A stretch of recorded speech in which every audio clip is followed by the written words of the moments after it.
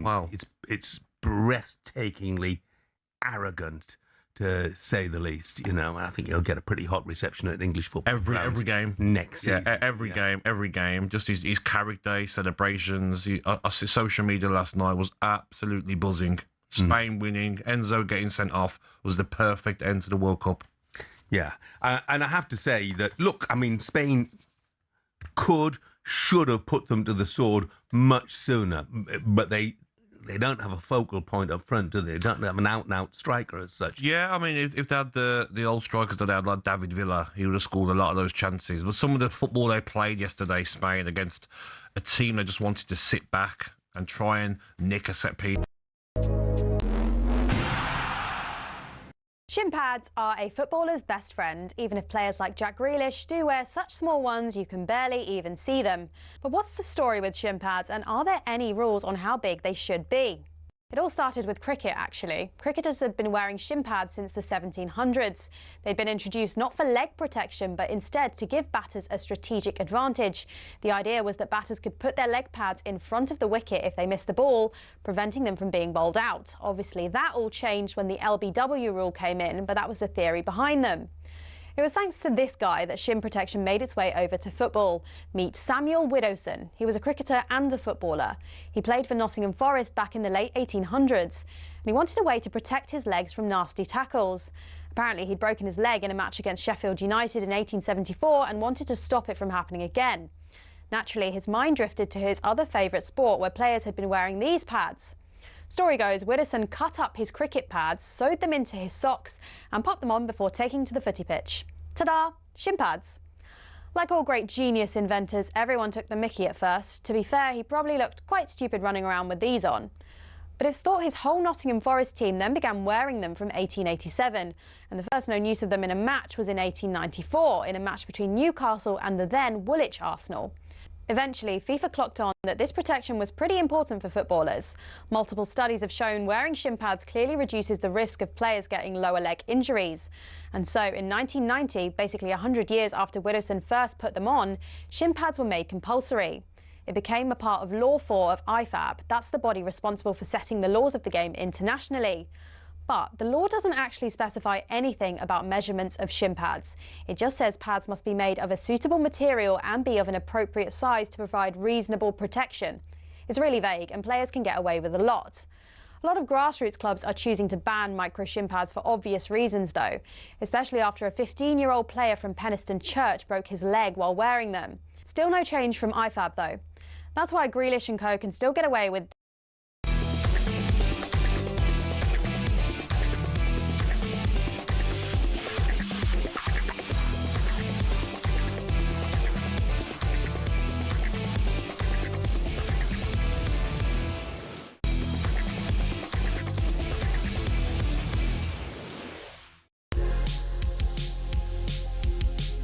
Good evening and welcome to Kick-Off here on talkSPORT with me, Natalie Sawyer, the former England defender Micky Gray and columnist for The Mirror, Darren Lewis. We're going to discuss the World Cup final as Spain win it for the second time. We'll look at what is next for Thomas Tuchel. Will he see out the next 2 years of his deal?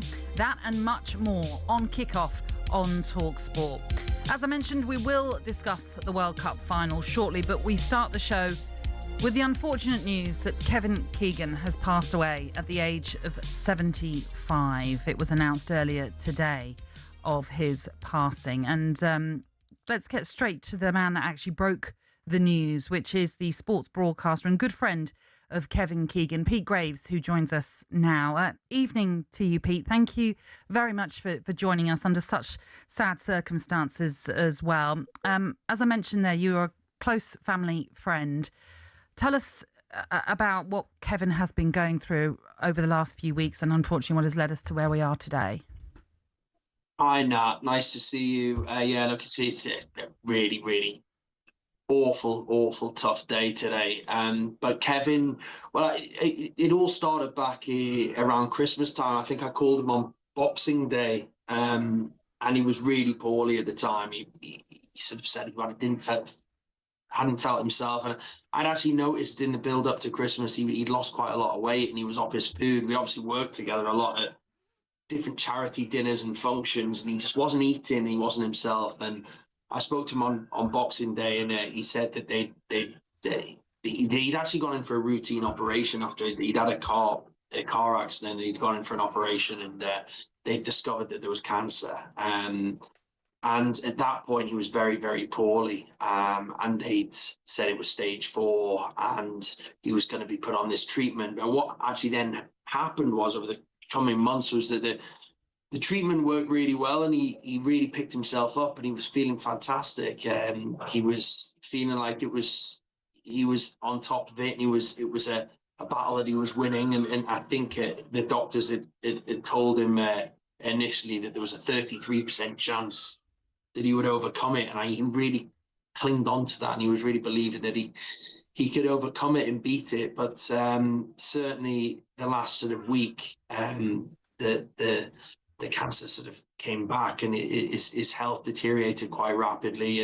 And sadly, from a few weeks ago, it seemed like he was so well, and obviously in the last few days, it's come back aggressively, and absolutely devastated to see that this news today, that it's finally this awful illness which affects so many people is also taken one of the world's great people. I'm just so sad for his family, his wife Jean, and his daughters who were with him the last few days by his bedside, listening to music, talking to him, and just around him. And even right to the end, he battled really, really hard. But yeah, it was the news obviously was confirmed today, and just immensely sad. And my heart goes out to his family and to his grandkids, who, as much as he loved his football, his family was everything to him. His wife Jean and his daughters and his grandkids were just his absolute world, and were the reason he got up in the morning, and the reason that he went out and spoke to people. And he was such a family man, but a people person as much as anything else. And I'll miss him immensely, because I used to lean on him for all sorts of advice on my job or family issues or whatever. Talk to him about my own parents if they, he was just so immensely helpful with his advice and his support with all things. So he'll be a huge miss to me, a massive hole left in it for his family and everyone who knew him. He really was one of a kind. Sadly, when obviously somebody passes away, Pete, you get all these wonderful glowing tributes. But actually, with someone like Kevin Keegan, you knew he was loved, and he would have known that he was loved by so many different clubs and many different people as well. And from your time, and as you've mentioned there, working with him and knowing him as close as you did, you must be absolutely proud to have known how wonderfully popular he was.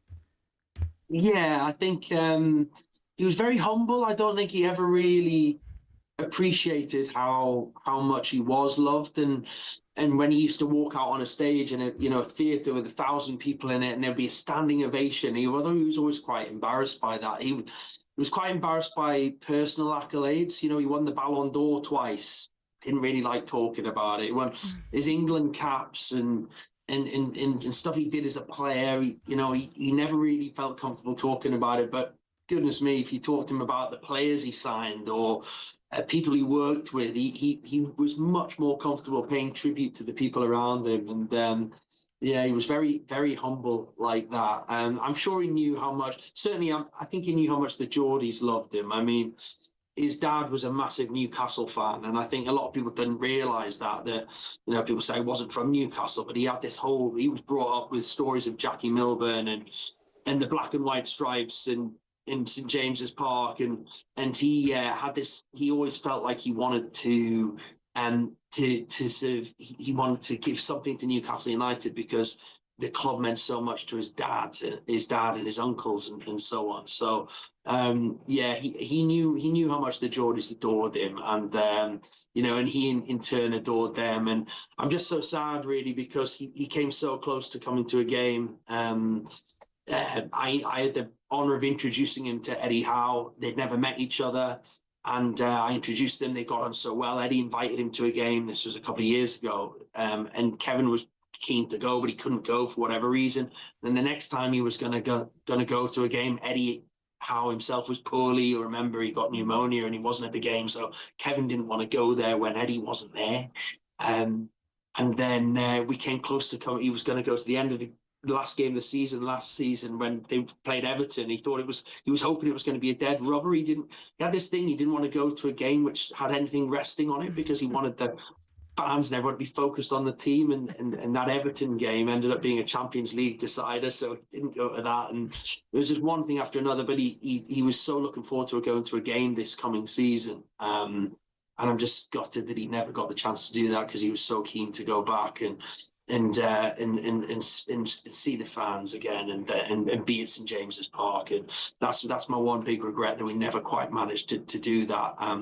But yeah, I mean, the Newcastle fans listening to this just need to know how much he adored the club, and he watched all the games on the telly, and he used to ring me up. And actually, when he had that first operation that I mentioned, it was on the day of the derby when Newcastle lost at Sunderland this season. And Jean, his wife, said, "Oh, Kevin's asking what the score is in the game." And I said, "Listen, don't tell him the score. Just let him, focus on getting better. Just, I'll tell him in a week or so when he's feeling a bit better." Oh. But no, we laughed a lot. We always used to laugh a lot. That's what I'll miss the most. We always had a good laugh. And now I'm sitting here in Florida. He was here in Florida in August, less than a year ago. He came here with his wife and his daughters and his grandkids, and they had a great time. And I'm so pleased they did that. But I was winding him up because his nickname as a player was Mighty Mouse, and he was obviously walking around Disneyland. And I was sort of saying, "Oh, is Mighty Mouse going to meet Mickey Mouse and everything?" And obviously I've landed here in Florida again with that in my mind. And a lot of different news agencies and yourself have wanted to speak to me, and I've got no clothes. I still don't have my case up, and I'm sitting here wearing a swim top and my swim shorts. Right? That's what I'm traveled in. So I thought to myself, I'm going to have to go and buy something to wear. And I've just ran over the road to this shop, and I promise you, every single T-shirt has got Mickey Mouse's face on it. I love that. And as I was looking at the T-shirts, I could hear Kevin laughing because I just think he would find this so funny. I was scrambling around trying to find it. Just as something with a collar on, like something to put on that looked half respectable. And the only clothes I could find had Mickey Mouse's face on it. So he would have found that very funny, I'm sure. Yeah, that's like a message from him. I quite like that. Listen, Pete, it's been an emotional day for you, and we do appreciate you taking the time out to speak to us. So thank you. Thank you very much for that. Thanks, Nat. Thank you. Thank you. And we send our love to you and of course to the Keegan family as well. As we mentioned, Micky Gray and Darren Lewis are here in the studio. And do you know something that you can't help but not notice when you're speaking about someone like Kevin Keegan is how he would wear his heart on his sleeve. Yeah. He was such, and Pete touched on it there about the emotional side of him, but he really was one of those kind of managers on the touchline that lived and breathed every moment. He was. He had an inimitable style about him. He was able to give players belief, make people feel good about themselves. And I don't just mean players, I mean people. He was infectious. And I would suggest that every newspaper tomorrow will have a presence of Kevin Keegan on its front page, because he wasn't just football. He was Mr. Football, if you like. He was a guy that transcended the game. He was a very humble guy. His dad was a miner, his grandfather was a miner. He had a very common touch. He loved signing autographs with people, because he always talked about the fact that when he was a kid, his favourite player at Doncaster Rovers, he'd asked him for an autograph and he didn't give him one, and he remembered that feeling, and he never wanted that for anybody else. So he really wanted to be a man of the people, and he most certainly was. And he has given English football some of its finest moments with Liverpool, with Newcastle. He was always going to get the England job, because he was a guy with a commitment to attacking, entertaining football. And it was just a shame, really, that it didn't last longer than it actually did. But he was Mr. English football, and you can see from the tributes and from Pete's very emotional tribute there, because it's interesting, isn't it? So this should be a day of sadness, but Pete has that relationship with Kevin where he can laugh about some of the things as well. And it was such a wonderful tribute to listen to. But this is overall a sad day for us all because we've lost a giant of the game. And Micky, obviously you have worked with Kevin Keegan before. I have. He gave him my debut for England in 1999 against Hungary. Came on as a substitute. And I've got so much respect for Kevin. I mean, we were playing, it was myself and Kevin Phillips. We were playing for Sunderland in the Championship at the time. And the phone went in the house and it was Kevin Keegan on the other line. And he said, look, this is Kevin Keegan. I'm just giving you a call to say that you're going to be in my next England squad. And you kind of think it's a joke. You know, at the time, it was really crazy. And I won't tell you what I said initially to Kevin, I have to say, but because I thought it was one of my friends. But and then eventually, you hear the voice and you go, this is Kevin Keegan. Oh, okay, and this is time to be serious. And I just remember turning up for training with England. We're walking through the door at the hotel and Kevin was there with his coaching staff. And he said, look, you've deserved to be in this squad. You know, just because you're playing championship football, don't think that you don't deserve to be with the rest of these players. And he just made us feel really welcome. And in training sessions, he was absolutely fantastic. His enthusiasm was there for everybody to see. And he just had this aura. You know, when he walked in a room, it went silent if he was going to speak. And, you know, I just remember there, like, being like a little lost child. It felt like, you know, when you were in the room, just listening to Kevin when he was doing his team talks before we went out to play the games. And it was just absolutely incredible. And I'll obviously never forget that. I mean, that's something that I will remember for the rest of my life. Micky, how would you rate him as a man manager? Because as you say, he seemed to have that command that he didn't ask for, demand, but he just had it anyway because everyone admired him. Well, let me tell you, when I saw him with players of a bigger, you know, persona than myself and who had incredible careers, i.e. one of them being Alan Shearer, I just saw the respect straight away. It was there in the dressing room. And, you know, he made you feel like 10 feet tall when you were going out onto a football field, the conversations that he used to have with individual players. And he just had the respect of absolutely everybody. And after that, I got fortunate. I worked, I think it was 2016, I think it was around about the time. I worked for a month over in Qatar with Kevin. And I got to know him more within that month. And his knowledge of the game, how much time he had for everybody. It didn't matter whether you were, you know, the best player in the world at the time or somebody who was working behind the scenes. He just had that moment for them. And every time I saw him, I was like, he didn't have to do that.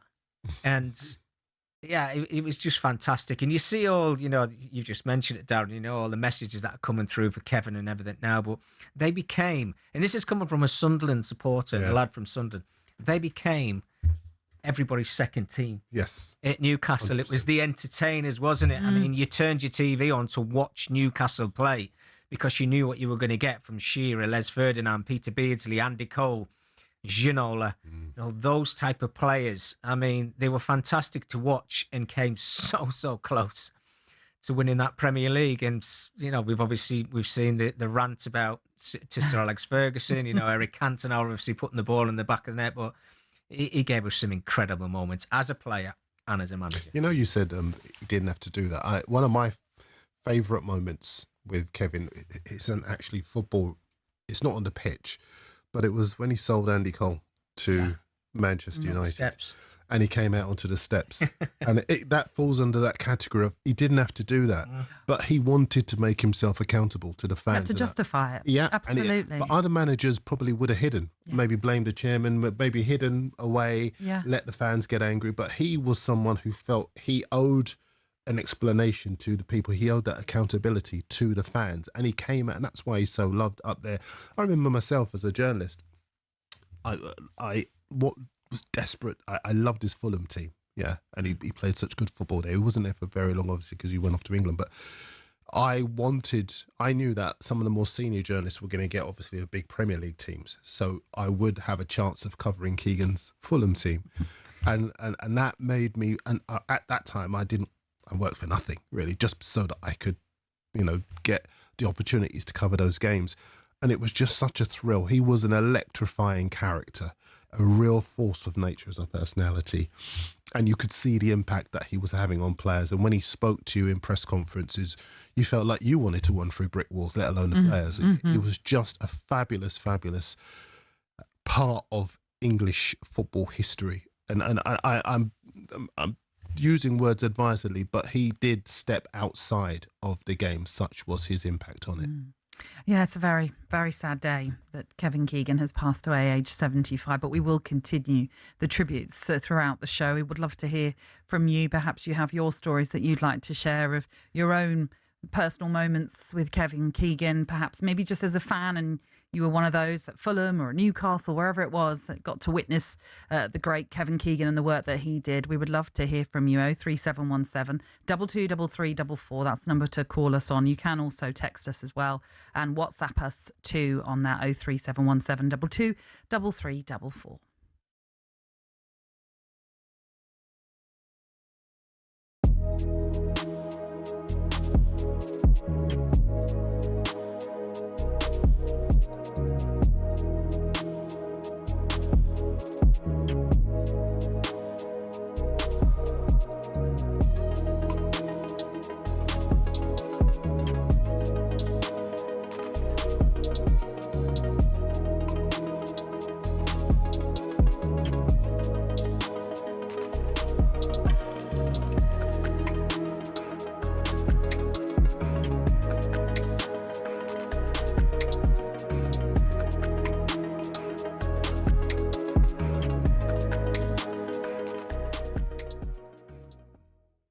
.5 minutes was how long half-time was. That's a disgrace in and of itself. We know that. We know it's a load of tosh.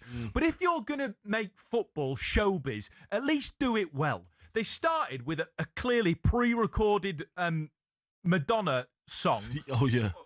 I know. It was like Mario Kart Double Dash with Ronaldo just sat there smiling. And they've had Justin Bieber playing a song nobody knows with a guitar that's not tuned properly. And then, I mean, we don't mind a bit of Shakira, really, but Shakira was the only highlight. But we could have had that in a 15-minute decent. Although Burna Boy was trying to get a bit too close, you know what I mean? He's trying to get a wine. He's only and also the irony of having the Muppets puppets there. Oh, what was that about? In Gianni Infantino's World Cup half-time. They've overdone it, didn't they? It was shocking, absolutely shocking. The whole Spain saved it. Yeah. Because it was a dark day for football until Ferran Torres, the absolute beauty, came up. And let's talk about. Hold on. We've got to talk about at the end when they're lifting up the trophy. What's Donald Trump? What's Donald Trump doing? Like, he's trying to get a photo up again. He tried to do it with Chelsea, like in the Club World Cup. Now he's trying to do it at the World Cup, trying to be. Listen, and then Infantino, whatever his name is, Gianni, yeah. He's there scrambling across with his white trainers and suit on, yeah? With his white train, unforgivable clubber, yeah? You can't be coming up with white trainers and a suit.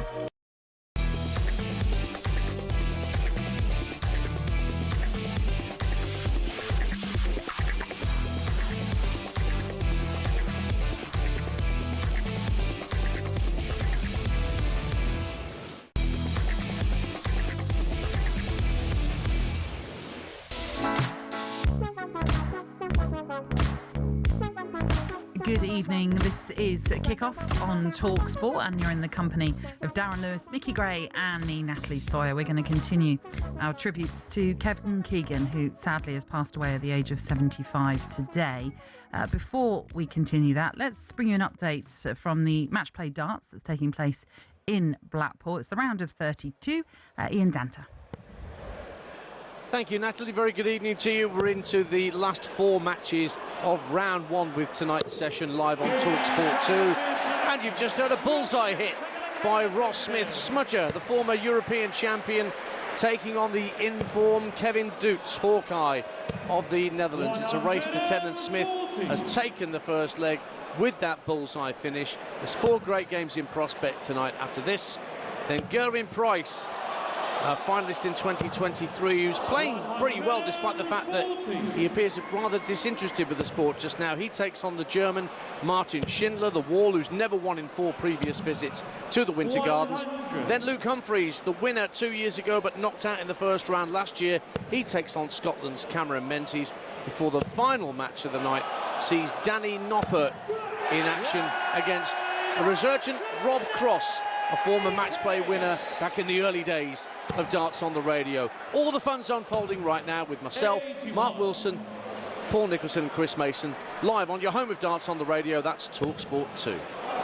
Dance, thank you very much. Back on to the sad news of Kevin Keegan's passing, and the world of football have reacted to it. Newcastle said that he was more than a legendary footballer and manager. He was the beating heart of Newcastle United for generations of supporters. England, obviously one-time manager of England as well, said he was one of the most iconic and fondly remembered figures in English football. And he wasn't in charge for England for very long, something you sort of briefly mentioned, Darren. It was just over a year, in fact, that he was in charge of England. And if you might well remember, on October the 7th, 2000, he resigned quite abruptly after a loss to Germany in World Cup qualifying at Wembley.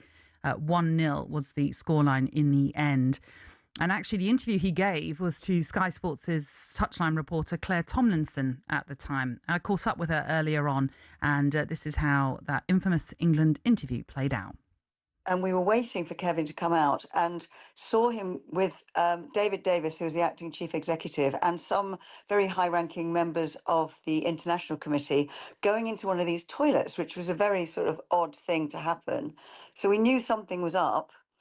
And then he came out of that back door, not out of the front of the dressing room and then up the tunnel and into us, which is the normal way. And stood in front of me looking, he was soaking wet and very despondent. So I just said, Kevin, you've just had a meeting with these officials from the Football Association. What can you tell us? And that's when he resigned.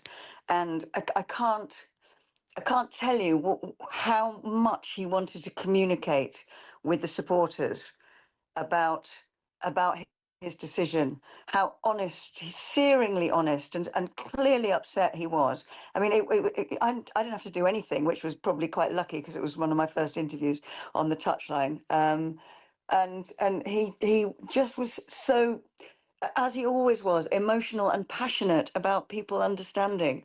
And he just said, I've done as much as I can. I've taken it as far as I can. His whole career was characterised by that honesty and passion that he had for the game. He never shirked anything, even, as a player. I was a little young to remember his early days at Liverpool. But certainly, I mean, when he was at Newcastle, that passion that he brought to that club and a testament to him, how much they absolutely adore him there. He had a football philosophy. He wanted them to play the way he saw the game being played, whether, that was often tactically astute. But he never shirked it. He was honest. He said what he wanted to say, as you say, heart on his sleeve, and he'll be much missed because, he was a character, he was charismatic, and he was so passionate about the game that he loved. Claire Tomlinson then with reaction to the news that Kevin Keegan has passed away. But as we were listening to that, Darren, you were nodding away about how Claire described him as his sort of passionate and man that never shirked anything. He never did. I mean, again, we are in an era of managers who probably not up to the job, but trying to limp on and cling on for grim life. But what he would do was, if he didn't feel he could do it, he'd put his hands up and say, he was a guy.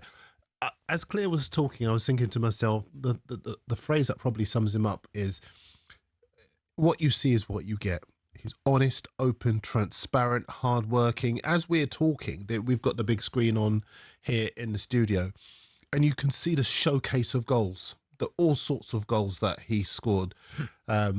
His sense of timing, his composure in the box, his ability to bring other players into the play.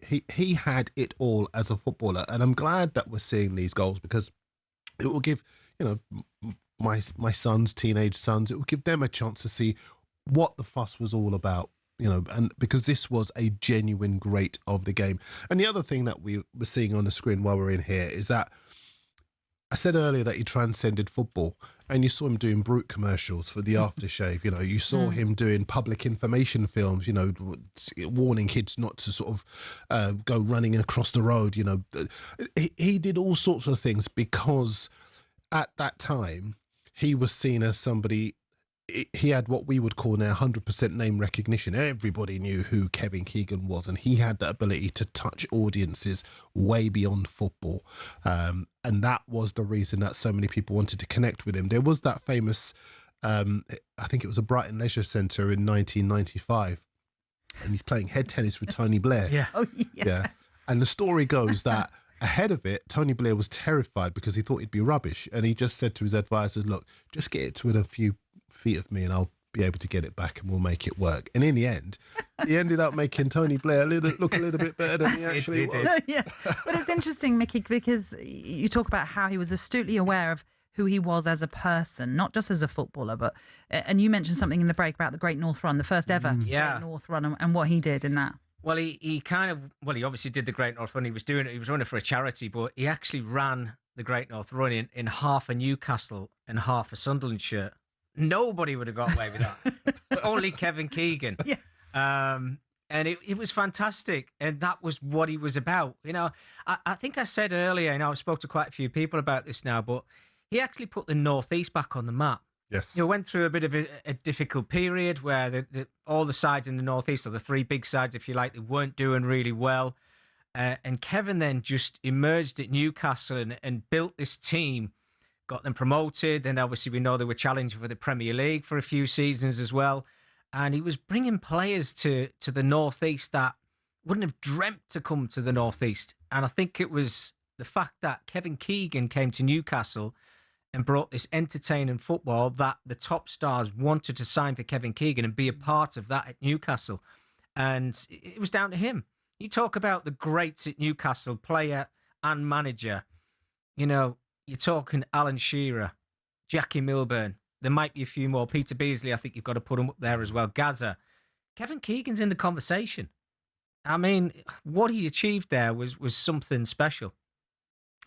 Something special indeed, and somebody who is going to be remembered for a very, very long time. We will continue our tributes and hopefully hear from some of you as well, as you may wish to share your tribute. So 3717 22 33 44.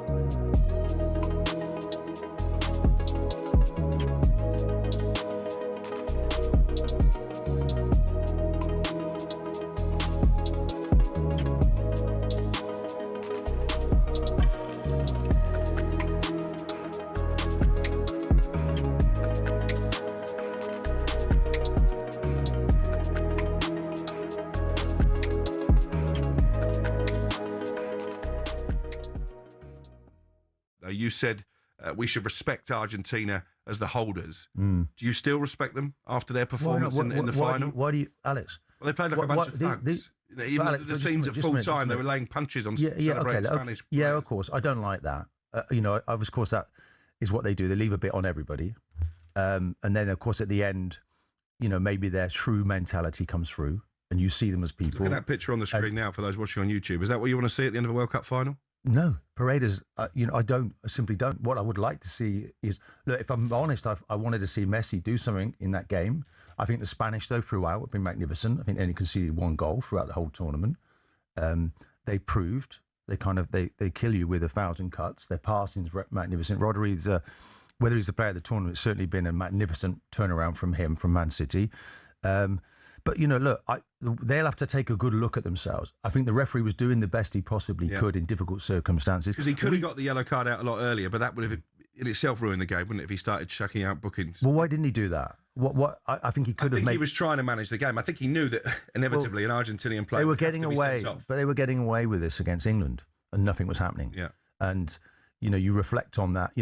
Look, they once they stopped being physical against England and decided to play some football, we couldn't live with them. We have to accept that, but we need to build on it.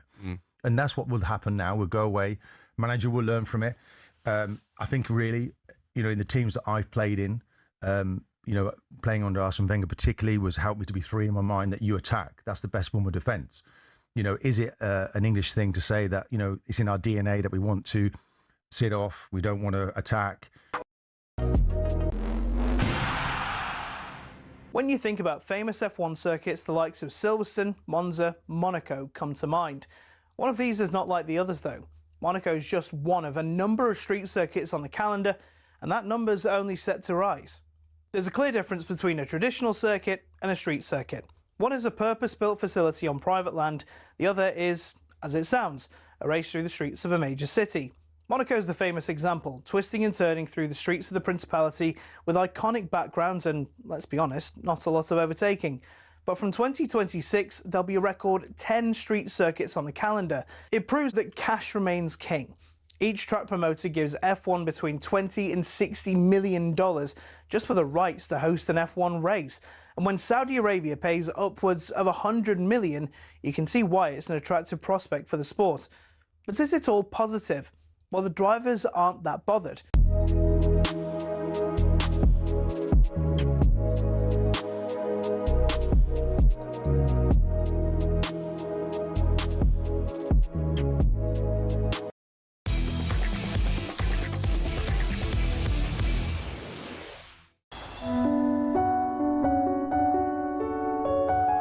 The fans here thrive on heroes. The Geordie public adore him. Reception awaiting the two-time European Player of the Year and former England captain when he signed for Second Division Newcastle. You often hear it said that people have a charisma and real magnetism around them, and wow, Kevin Keegan has got that by the bucket load. What he done as well, he had the reputation, but he delivered.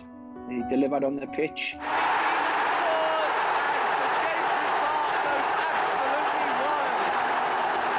Sick, it's fairy tale stuff. He gave them hope, he gave them happiness. Kevin Keegan scores and his career on Tyneside turns full circle. He scored on his debut and now in his final game he's provided the goal the fans were praying for. And I seen what he gave to this football club and he lifted us out of the doldrums. Very moving, and I thank everyone up here for the tremendous way they've not received me over the last 2 years and the way they've seen me off. It's been very nice and made it all, from my point of view, very worthwhile. Kevin Keegan has passed away at the age of 75, and the tributes continue to pour in for one of football's greatest ever players. Let's not forget, a two-time Ballon d'Or winner, which tells you everything you need to know if you weren't quite aware of the footballing career he had. We've got Darren Lewis, Micky Gray and me, Natalie Sawyer, with you until 10 this evening, and we're going to be joined by a guest in just a moment. But Micky, again in the break, you were just talking about the Northeast impact that Kevin Keegan made, and tell us the story of the training at Newcastle. Yeah, I mean, it probably boils down to a bit of jealousy, but this is, you just heard from Alan Shearer and a few of the ex-Newcastle players there as well. And living up there at the time, I mean, it was all about Newcastle at the time because they were the side that were flying high. And you can go to training grounds, as I do. I'm at Manchester United one week and Manchester City the week after, and you know what success they've had, not just in the Premier League era, but before then as well. But you went anywhere near that training ground in Durham where Newcastle used to train from Monday to Friday. And at Man United, I go there and there's probably 50 to 100 people waiting outside for autographs. You go to the same Manchester City, you got the training ground, maybe the same 50 or 100 people there waiting. There was about 2,000 people there every single day. That's extraordinary. It was incredible. And he used to let them get as close to the players, watching them training every single day. And I remember one time, I think I was speaking to one of the ex-Newcastle players, and he said, we leave training at 12, but we don't get out of the gates till 1 o'clock because he made them sign every single autograph. And you can imagine doing that every single day as a player. And at the time, you're thinking, oh, we've got to do it again. But we were jealous at Sunderland. We were jealous of what was happening at Newcastle and what they had. And I think it was down to Kevin. And Darren mentioned it before. He was an entertainer. as a manager. Look, they didn't get over the line at certain parts in Newcastle, obviously winning the Premier League or winning trophies there. But that style of football, as I mentioned before, I think you turned your TV on to watch Newcastle. Yeah. They were that good. They were the entertainers. I know what happened at the end, and we've all seen the comments about Sir Alex Ferguson when they didn't go on to win the Premier League. But being in the area and living in Newcastle at the time, he made those players they were like movie stars. That's what it felt like. But the key thing is he understood the value of connection, Yeah. and fans were vitally important. It goes back to what I was saying about his experience as a child, wanting to get an autograph and not being able to, and making sure that those barriers and that indifference towards ordinary people wasn't there with any of the players that he managed. And that's why all of the clubs where he did manage, there was a connection between the fans and the players, between the fans and the football, between the fans and the club. And he would make himself personally accountable to the people who worked hard. His dad was a miner, his grandfather was a miner, as I was saying, and paid their hard-earned money to go and watch their favourite team. He wanted it to be, as Micky's just been describing, you could come and watch them train. You could be a part of their preparations. You could see what they were trying to do. So when we see the goals and when we see him in the dugout and all that, that's only part of it. With Kevin Keegan, there was so much more. And that's why he's being described in iconic terms, because he was someone who made you feel part of that big occasion. Well, delighted to say joining us to reflect more on what is a very sad day, but also in a way it's lovely to speak so positively about someone who has passed away. It's someone who had a similar connection to Kevin Keegan, certainly when it came to his career. It is the former Newcastle and Hamburg striker, Mark Micky. How are you doing, Mark? I'm good, Natalie. Yep, fully recovered from my travel. Yes. I hope you are. Nearly there. We do appreciate you joining us on what is a very sad day. But I mentioned there about the connections, and you were at Newcastle, you were at Hamburg. I know you then went back to Newcastle later on in your career as well. But tell us about the stories that you must have heard on your travels with regards to Kevin Keegan. Yeah, well, my paths crossed with him at dinners and at events more than on the training field and at clubs, but his stories seem to follow me everywhere. And, particularly I think I'm probably best qualified to talk about, his time in Hamburg. He was there 4 years before I was. He was there and sort of when he won the Ballon d'Or, the European Player of the Year, 2 years in a row, was it 78, 79? And I went there in 84. But in 84, oh my God, all I ever got was Kevin Keegan. And I used to think, well, wait a minute, this guy, it was clearly some sort of superhuman, because it wasn't just the supporters who still held it. I've heard you describing him as a British icon. I've got to say, he is a German icon, every bit as much as he is a British icon. The fans in Hamburg, who are fanatical fans, absolutely adored him. And as importantly, players like Manny Kautz, Felix Magath, Bernd Wehmeyer, guys that knew him, guys that had played with him, they adored him. They spoke about him with such reverence and such esteem, and they used to tell me stories about him. And I remember one in particular that made me laugh, because we used to go to a place called the Sport Hotel Quickborn on a Friday night before games, where we'd stay over, we'd have our meal, all the guys, the footballer guys that are with you, Micky and that, know the routine. And then on a Saturday morning, you're up, you go a walk and all that. So in my early time at Hamburg, we were there, and we went a walk round a little lake that is in this grounds of this Sport Hotel Quickborn. And Manny Kautz said to me, he stopped me and he says, wow, he says, I remember, he says, when Kevin Keegan was here. Now, you've got to remember that golf really never kicked off until in Germany, until the sort of Bernhard Langer era, so there wasn't a lot of knowledge about golf in Hamburg or with the players. So Manny said to me, he says, you won't believe it, he says, but Kevin Keegan hit a golf ball all the way across the lake, Now, And I looked at it, and he says, yeah. He says, he bet us all that he could do it. He says, so everybody, because they were all big gamblers, so they all weighed in, betting on whatever they bet them, 50 marks at the time, I think it was each, and that Kevin couldn't hit this ball across this lake. Well, I got to tell you, it was like an 8-iron, but, they had no clue. So when he hit it across the lake, they were absolutely flabbergasted, and they still spoke about it to that day. But it was anecdotal stuff like that about how and individual performances, and when he changed games and done this and done that, and how he could speak fluent German within about 2 days of being in Germany. It took me 2 years. Stuff like that was always following me around. I used to think, oh God, here we go, Kevin. And of course, then I got that to a degree when you were compared to other centre forwards that had played with Newcastle. I got the same treatment. So I was proud to go to Hamburg, knowing that Kevin Keegan had played for them. I have to say that because, like everyone else, I thought he was an amazing player as a young man. And I think I sent you a video. I did send you a little video that he sent me not long ago, where he met a friend of mine, Gemma.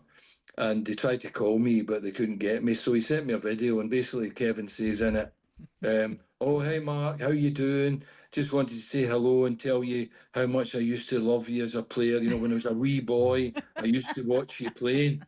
And of course, he's about 7-8 years older than me.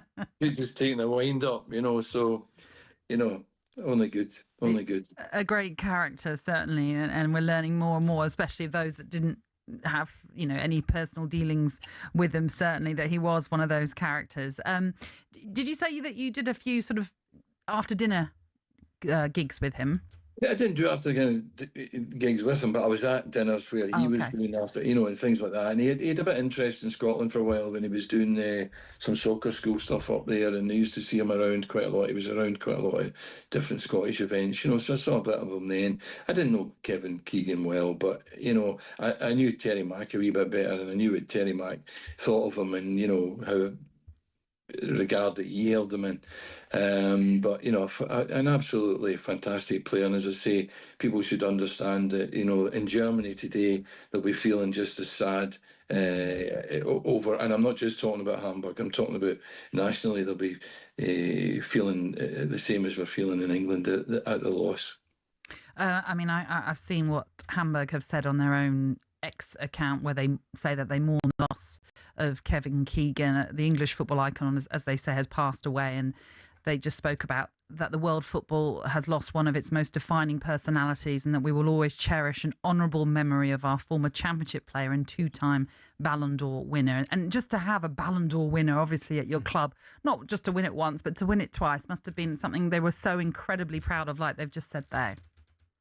Well, that's why, these guys who were, I'm talking about, Manny Cowles, Felix Mag, these guys played in World Cup finals. These were top players, and they held Kevin Keegan at another level. They've seen Kevin Keegan in the way that nowadays, and you rightly said, all the kids would have Kevin Keegan in their back rather than Ronaldo or Messi, if it were today, because, these guys, held him that sort of reverence, that he was a level above even these guys who, were good enough to play in World Cup finals and Champions League finals and win Champions Leagues, so, that's how good he was, and that's how much respect they had for him.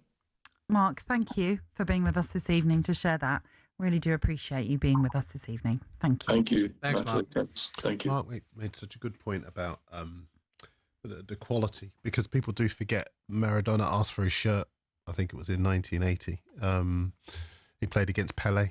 He played against Johan Cruyff, played against George Best, and he was every inch these guys equal, in terms of quality, consistency, will to win, ability to drive teams over the line. He was absolutely exceptional.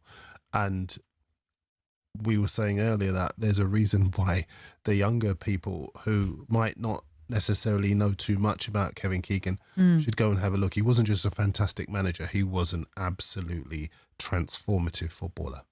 Well, I also like the fact that Hamburg sign it off with "Rest in peace, Mighty Mouse." Mighty Mouse. Which I think is a lovely sign-off. As we were told earlier on by Pete Graves, as you didn't know, that was one of his affectionate nicknames, all stemming back to his physique, which was in some ways petite, but he was a force of nature as well at the same time, hence the Mighty Mouse nickname. We will continue to pay tribute to a wonderful footballer, a wonderful manager, and clearly a wonderful person too, as well, the world of football mourns the loss of Kevin Keegan.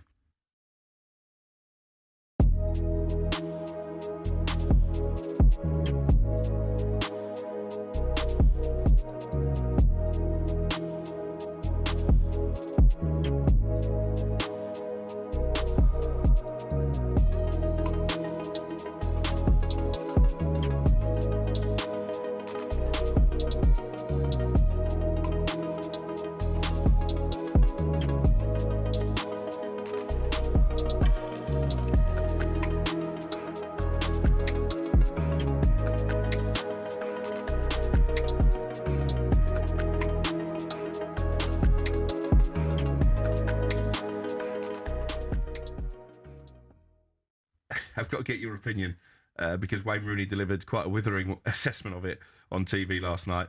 That halftime show, 27 minutes. Now, first of all, from a player's perspective, you're playing in a World Cup final. You're used to 15-minute halftime, particularly if you mentioned the veteran stage of your career, or Messi, for example, when maybe your joint sees up a little bit more than they would do normally. Is it fair on the players to have to wait 27 minutes so we can see a pre-recorded song by Madonna, we can see Shakira come out and mime, and we can see Justin Bieber come out and suck the life out of the entire stadium? Do you know, like FIFA, to stay true to the values of the game, if it's a 15-minute break in all the other World Cups, it should be a 15-minute break in this one. That's where they've gone too far. The water break as well will be thrown out. It's an Americanized, World Cup. It was to sell adverts. Yeah. Well, I don't care what it was for, but it was changing the momentum of games. It was giving managers an opportunity to stitch in information at vital times in the game. Now, look, I put myself in the mind of the players. And when are we listening to the halftime team talk? Are we going straight in to listen to the manager? When it's a rousing team talk, we've got to wait 20 minutes before.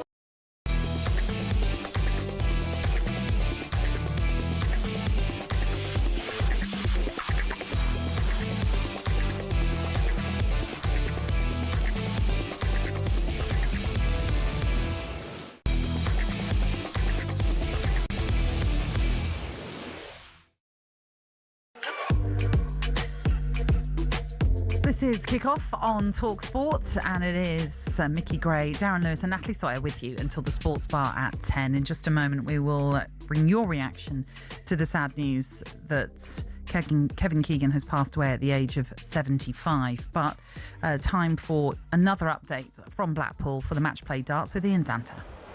First match of the night, Natalie, is bucket loads of fun.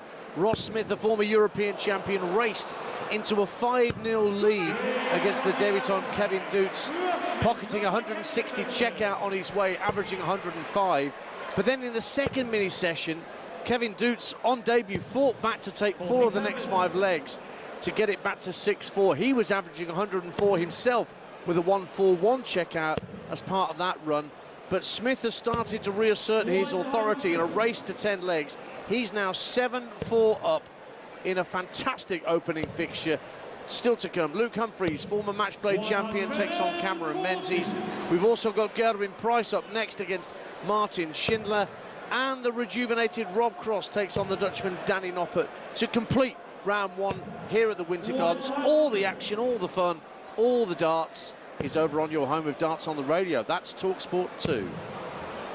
Ian, thank you very much.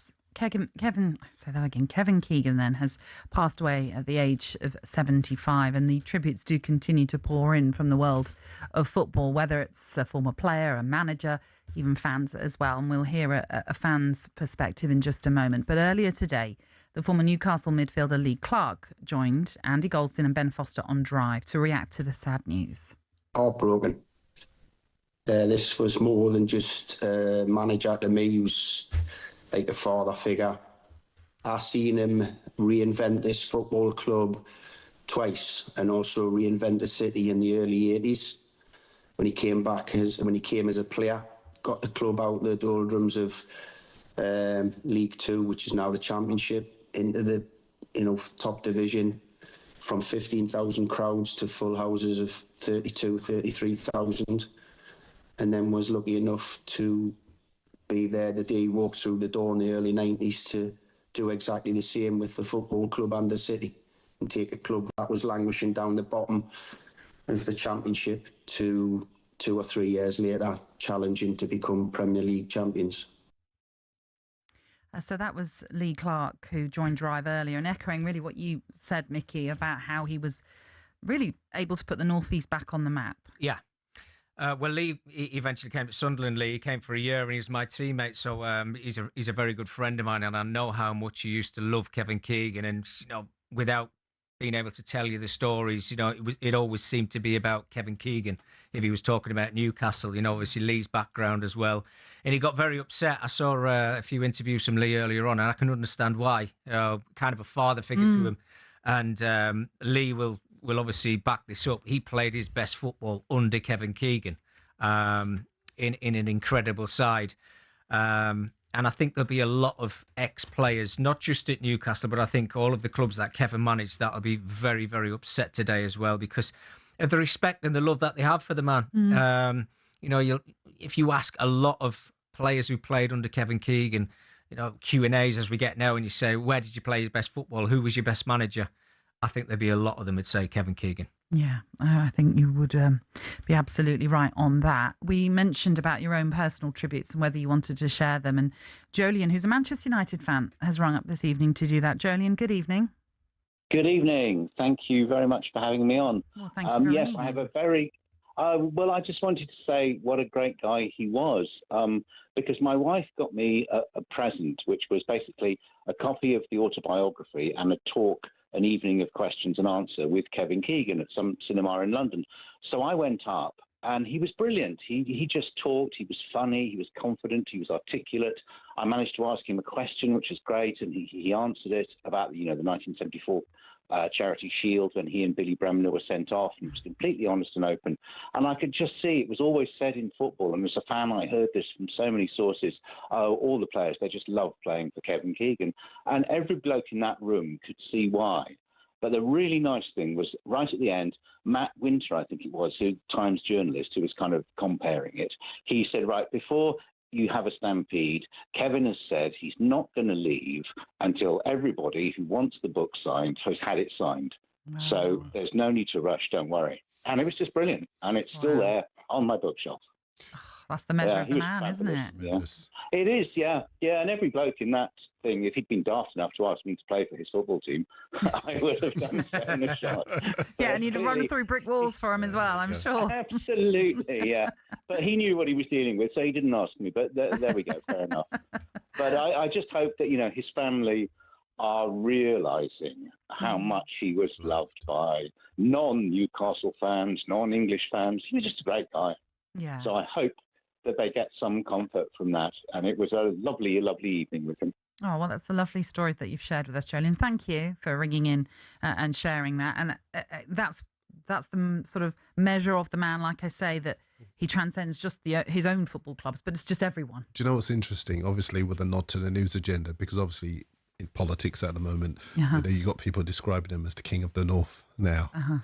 And I saw a tribute today describing Keegan as the true king of the North because of the impact that he had, but also because of something the caller just said just there. The number of non-Newcastle fans that loved watching his teams play. The number of Fulham fans, you've got someone from the North in the studio, you've got someone in the South in the studio. Both of us are united in our admiration of all of Kevin Keegan's teams because they reflected him and the way that he wanted to play and the way that he wanted to see football played and the way that he wanted to entertain people. And just one other small thing, you mentioned the likes of Philippe Albert and David Ginola and some of the... But you're right, there were some real grafters in some of his sides that didn't actually get the credit they deserved. Some real good goal scorers, some real... what we would probably describe as water carriers, but people whose game just exploded out of all recognition under Kevin Keegan because he did with Newcastle what he did with Fulham. Took him from the doldrums, won the league, moved them up to another level. That's what he was always so so exceptional at doing. Yeah, a true great of English football and beyond as well. And I'm sure the tributes will continue to pour in here at talkSPORT. We will start reflecting on the World Cup, but I'm sure if you want to share anything, you can ring us on 03717 22 3344 on the day that Kevin Keegan has passed away at the age of 75.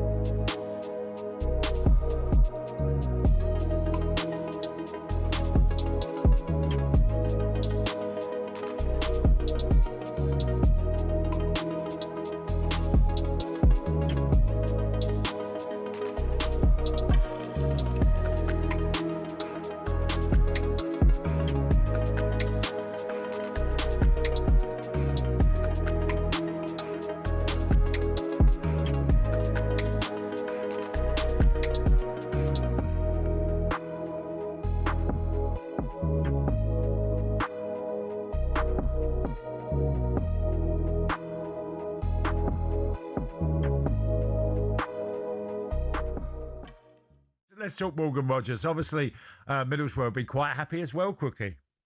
Yeah, I think they get 15 million quid there or thereabouts from their sell-on. Yeah. This is a move that's come somewhat out of the blue because I felt for the last few weeks the direction of travel was that Morgan Rogers ends up at Arsenal. I know that his advisors have been in talks with Arsenal for quite a few weeks now, but I'm not sure that Arsenal were willing to pay the asking price of Chelsea of season opportunity.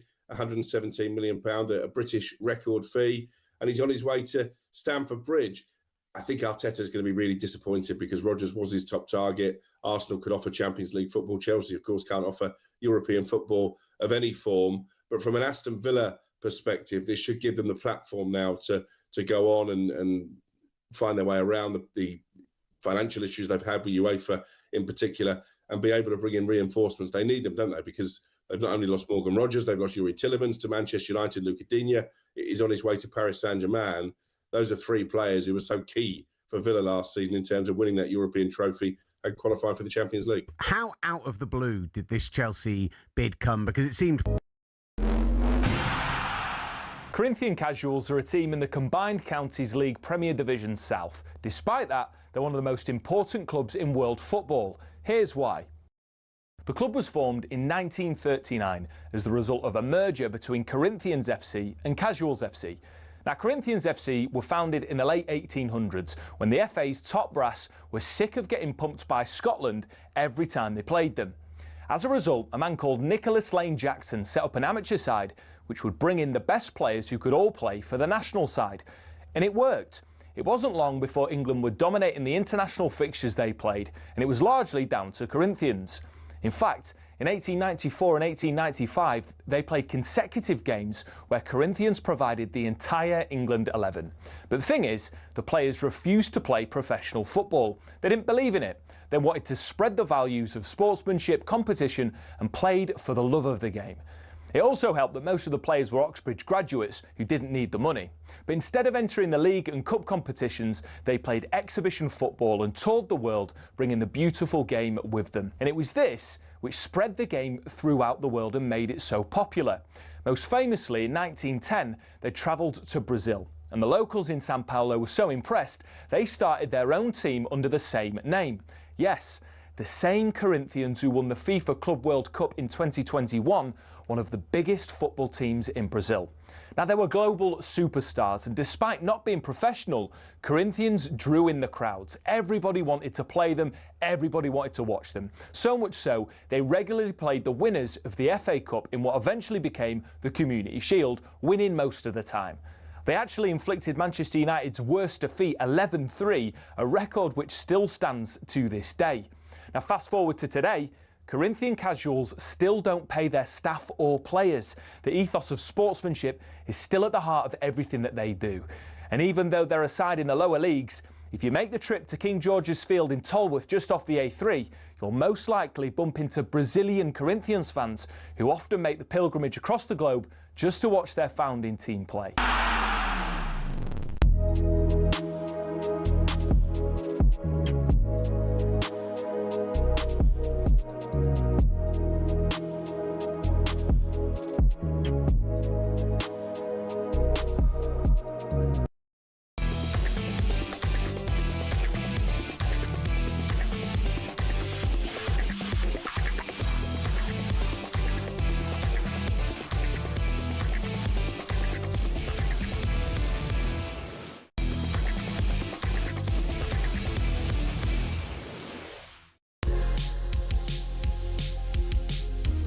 Good evening, this is Kick-Off and you're in the company of me, Natalie Sawyer, Micky Gray and Darren Lewis. And this hour we're going to talk all things World Cup. If we take you back 24 hours, that World Cup final was just kicking off. Fast forward a few more hours and of course Spain came through to beat Argentina by 1-0. A goal that came in extra time through Ferran Torres.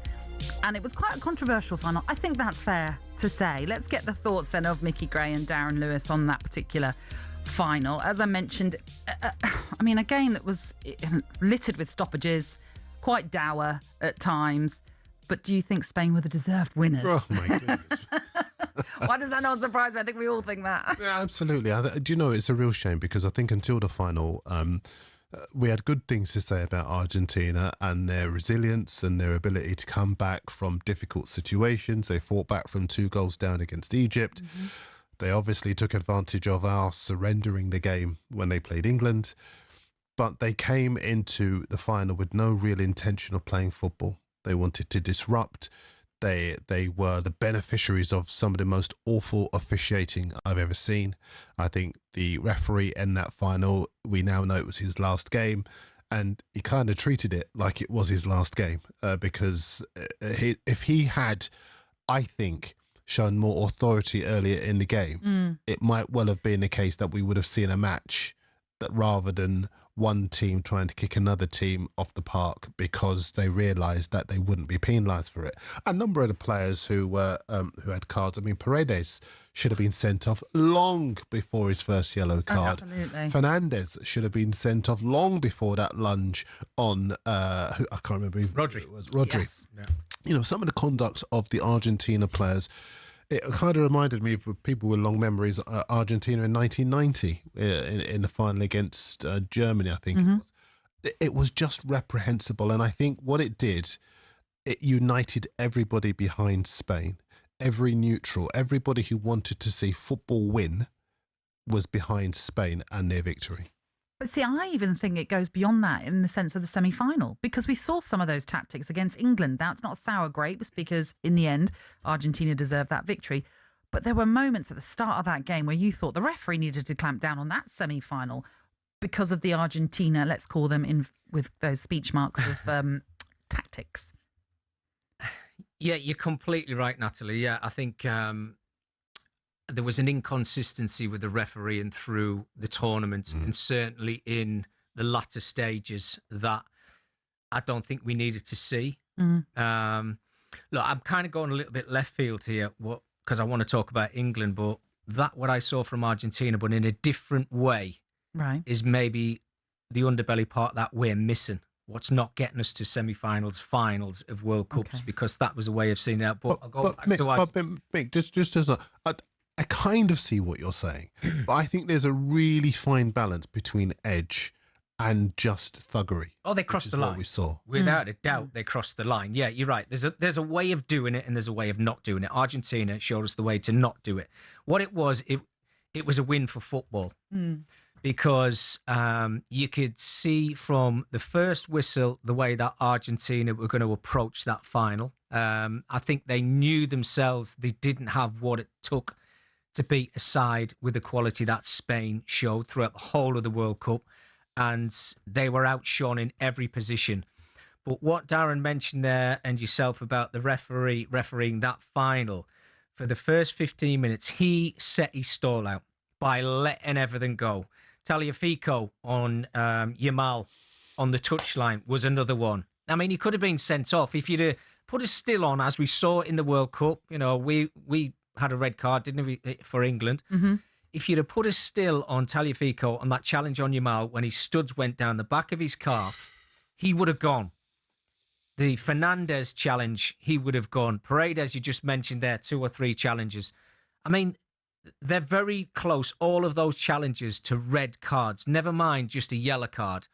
But that was their tactics in the game, and they needed a referee to let them get away with what, let's call it housery, because that's what it was. Yeah.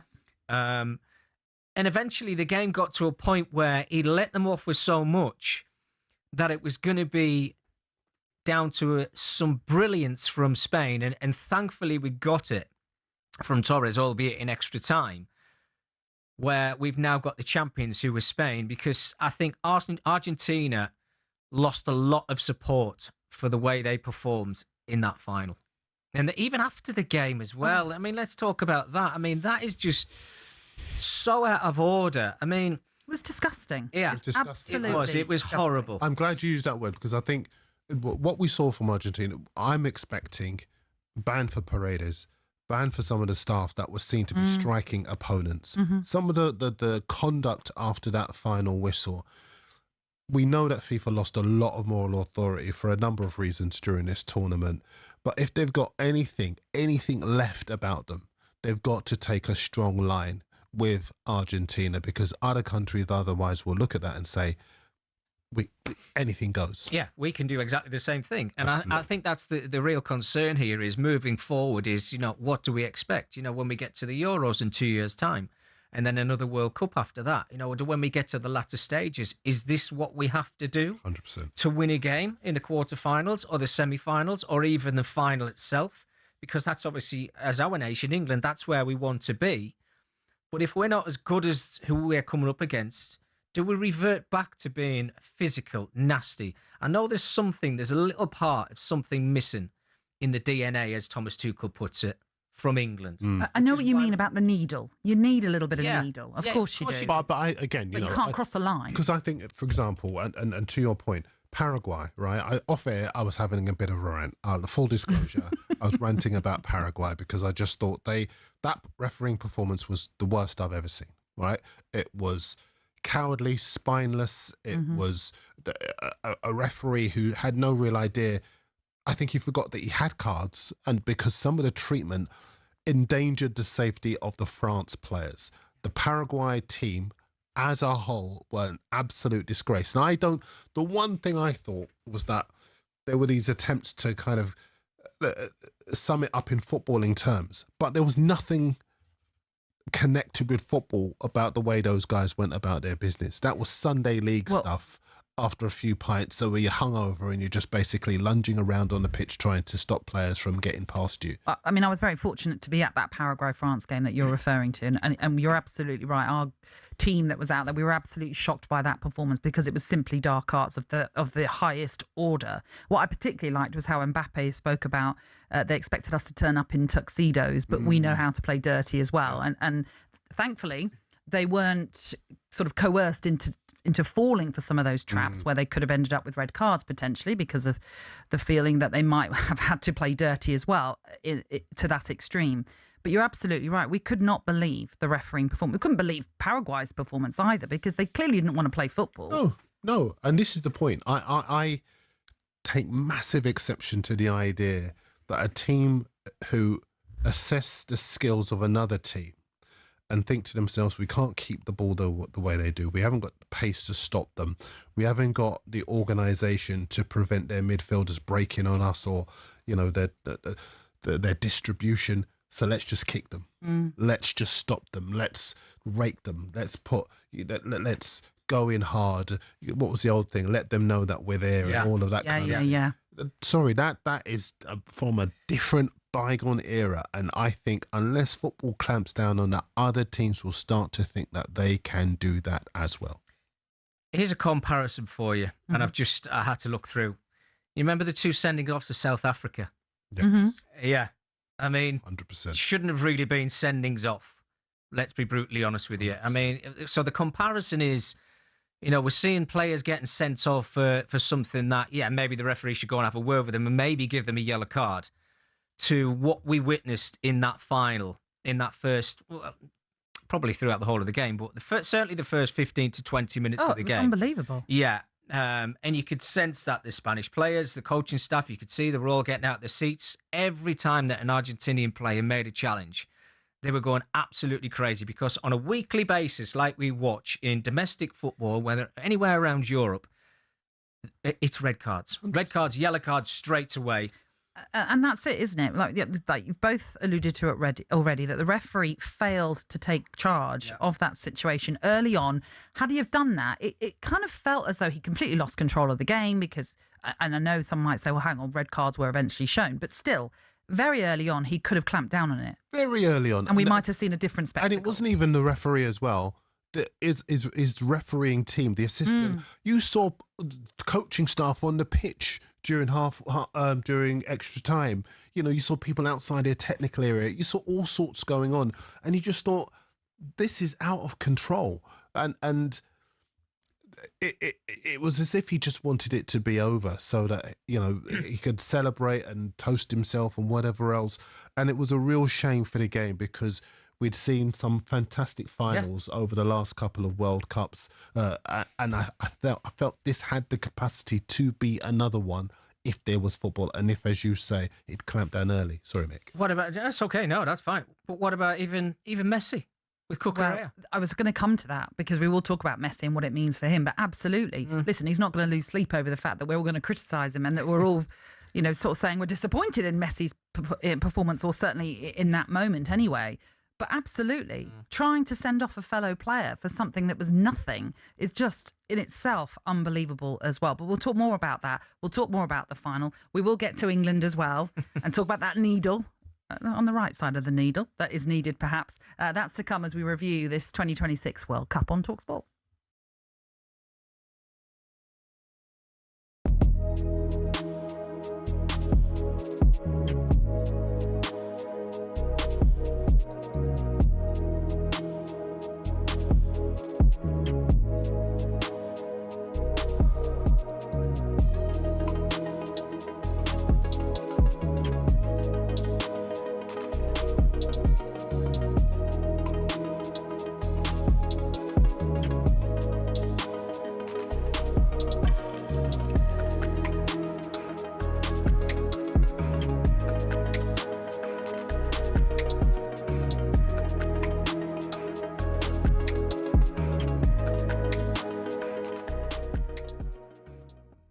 There is a line that you should not overstep, and they overstepped it communally numerous times. Got to be a long ban. Yeah. Jeff, if you look at it, Jeff, if you watch it back 5 or 6 times, Paredes, what we say, on Garcia, he grabs his neck, and the way Garcia's neck, after the game, Garcia's neck jolts. That's assault. Yeah. Simple as that. Like, it's assault. Like you, Stuart Pearce believes that the Argentinian midfielder needs an incredibly strong punishment. But you've got to say, and just to back up exactly what you've just said there, sometimes in life and in football, what goes round comes round.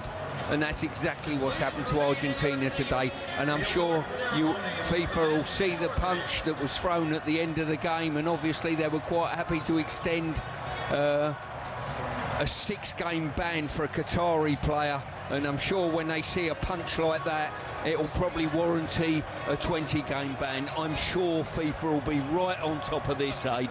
Yeah. Well, they should be, you know, because something's got to be done to stop. You want to feel like safe that, on the pitch, you know? don't you, Jeff? Do you know what I mean? You can't let the punishment has to be that big that no one ever does that. It is assault. You got it absolutely No right. matter what happens in football, you can be angry you lost, but be classy in defeat. Yeah. Don't like. Do you know what I mean? If you want to fight, Paredes, there's places to fight. Not on a pitch against a Garcia. The way he was manhandling, I think it was Gavi, 21-year-old kid, and you're throwing him around on the pitch. That's someone's son, someone's brother. Yeah. Disgraceful. I'll ban him from the whole next tournament if I had my way. I mean, Howard. They were shameless, classless thugs. Yes. During...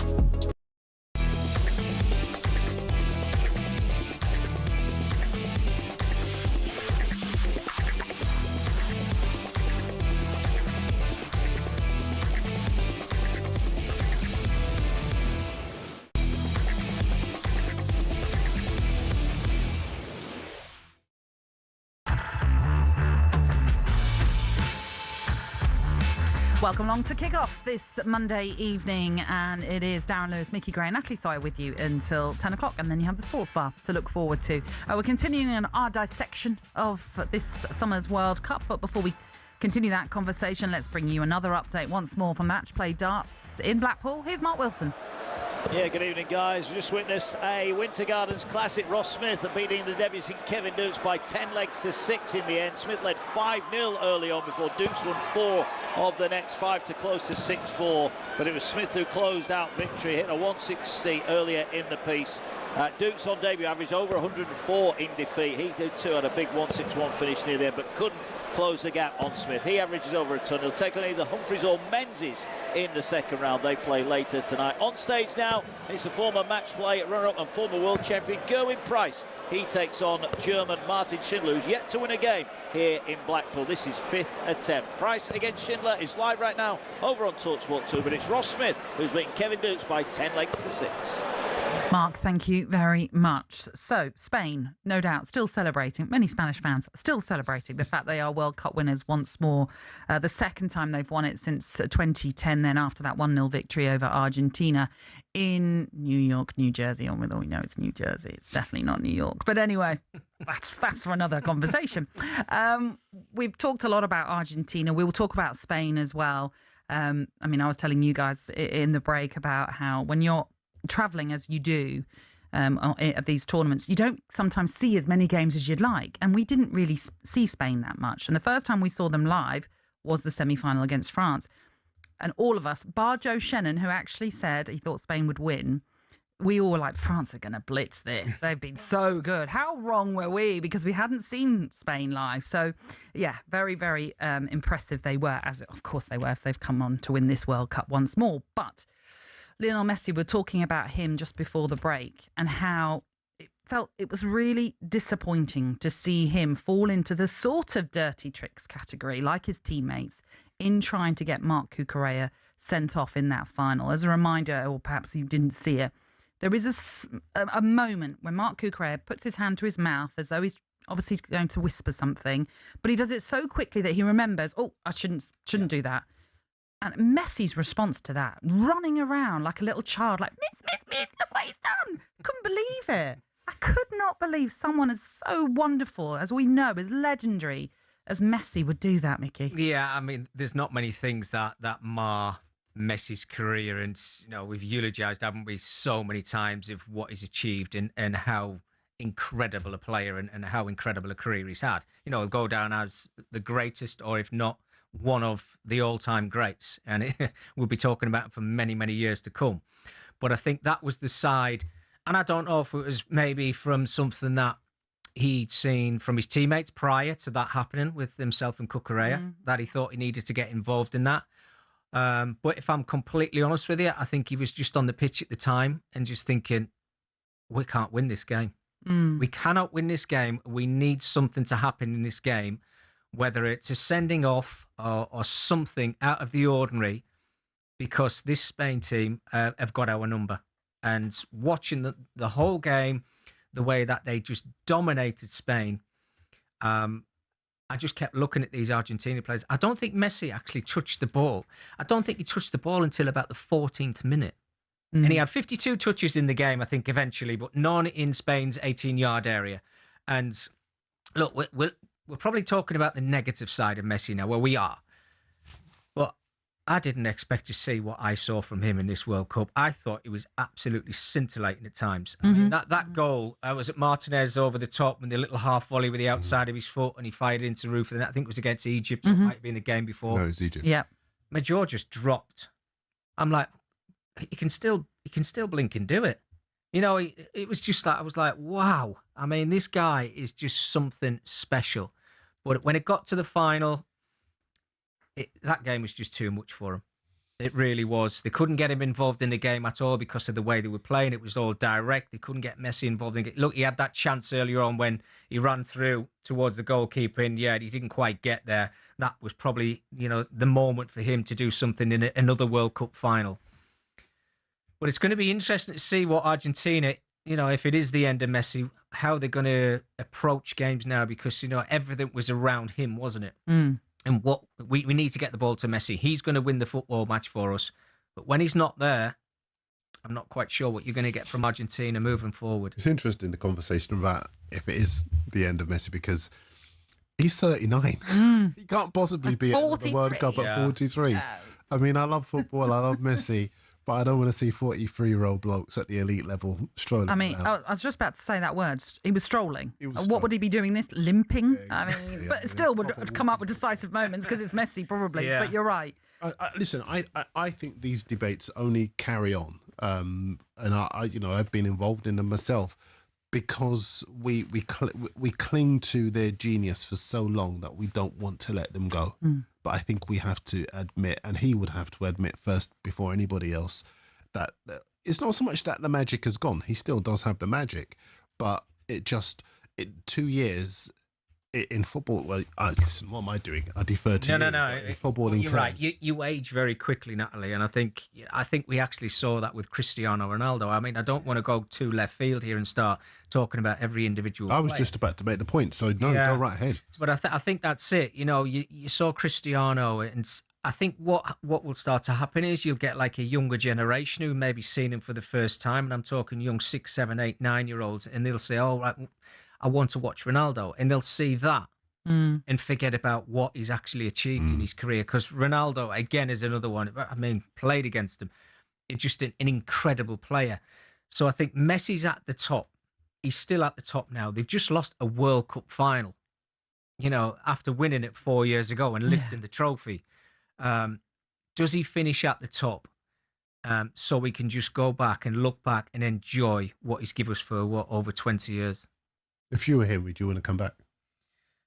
Well, am I right in saying this? Is the one game in 4 years' time, is it in Argentina or something? Yes, I think there's a World Cup game. because of the centenary Right. World Cup and then the rest of the tournament. It's going Yeah. to be Morocco, Uruguay, Argentina, and Paraguay. And then the main hosts are Morocco, Portugal, and Spain. Yeah. I mean, look, sentiment, yes, but I'm sure Lionel Messi will be still around in 4 years' time to parade him onto the football pitch and and have his send off if that's what he wants. Maybe he could get him to kick, like Diana Ross in 1994. Yeah, she missed Beautiful moment. Lovely. Why? At least he's got a better chance of hitting the goal. Maybe. Well, maybe something like that. I mean, I'm not sitting here now and telling Messi to go and retire. I would never do that. It's on his terms. He's the guy is a genius. But I think 4 years' time for me, I mean, that's a big ask. Yeah, it really is. Just in general, and I obviously we'll say this again, we'll talk about Spain in a little while, but in terms of Argentina's approach to that final, what do you think they were even trying to do? Because they didn't even have a single shot on target throughout the entirety of the match, and that includes 17 extra minutes time. before they had their first shot on target. Exactly. So what on earth was the game plan? Well, they were just trying to upset the flow of Spain because they knew how good they were. And you could see in the first minute, I remember actually listening to the commentary and they were saying, look at Spain. They're on the press straight away within 10, 15 seconds. So that was their prerogative. That was what they wanted to do, was put Argentina under pressure, make them play long balls because they didn't have that outlet. With Alvarez being 5'7", 5'8", Messi being the same 5'7", 5'8". So keep playing the ball long, and it just kept falling to Spain. They were playing the ball into Rodri, who was just off the charts good in this World Cup, I have to say. And they just had the answers. All of the answers of getting into Argentina's final third and breaking them down. Unfortunately, just could not put the ball in the back of the net. So the answer to your question, Natalie, is they tried to upset the flow. I mean, by doing that, they crossed the line on too many occasions, and they made it a World Cup final not to remember. Yeah, absolutely. We were talking about Lionel Messi, obviously, and that he was trying to get Marc Cucurella sent off in that game. Simon's been in touch. He says, to be fair, in defence of Messi, I would have tried to get Cucurella booked too, just for sporting that haircut. That's a bit harsh, Simon.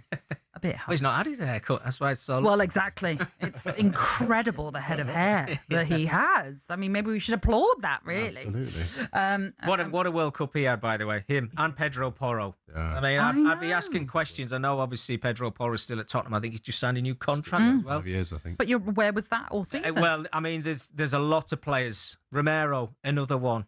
And that's, a Spanish player and an Argentinian player. Where was that form for their club? Yeah, indeed. I'll tell you what, though, in terms of I know you've got to move on. You never listen when we need to move on. So go on. Go on. I'm back. Go on, what are you going to say? Rodri. I reckon Jose Mourinho might try and take him to Real Madrid this summer. Rodri looks back to his Is that best. insider knowledge or just your own thinking? Oh, there's a bit of both, maybe. A bit of both. Well, the Elliot Anderson signing for Man City. Oh, sorry, Natalie, if you I know, really. How many times do I have to say? I mean, the question is, join the club. Can Anderson play alongside Rodri? I'm not quite sure where you put both players, but I mean, if you're talking about who's the best of the two, there's no comparison. No. Well, he was the player of the tournament, wasn't he? Rodri. And deserved as it. well. Talking of Rodri, talking of Spain, that's who we're going to talk about next and what it means for them now that they are not just the World Cup holders, they are the European champions as well. Is that ominous for the next few years? We'll talk about Spain next.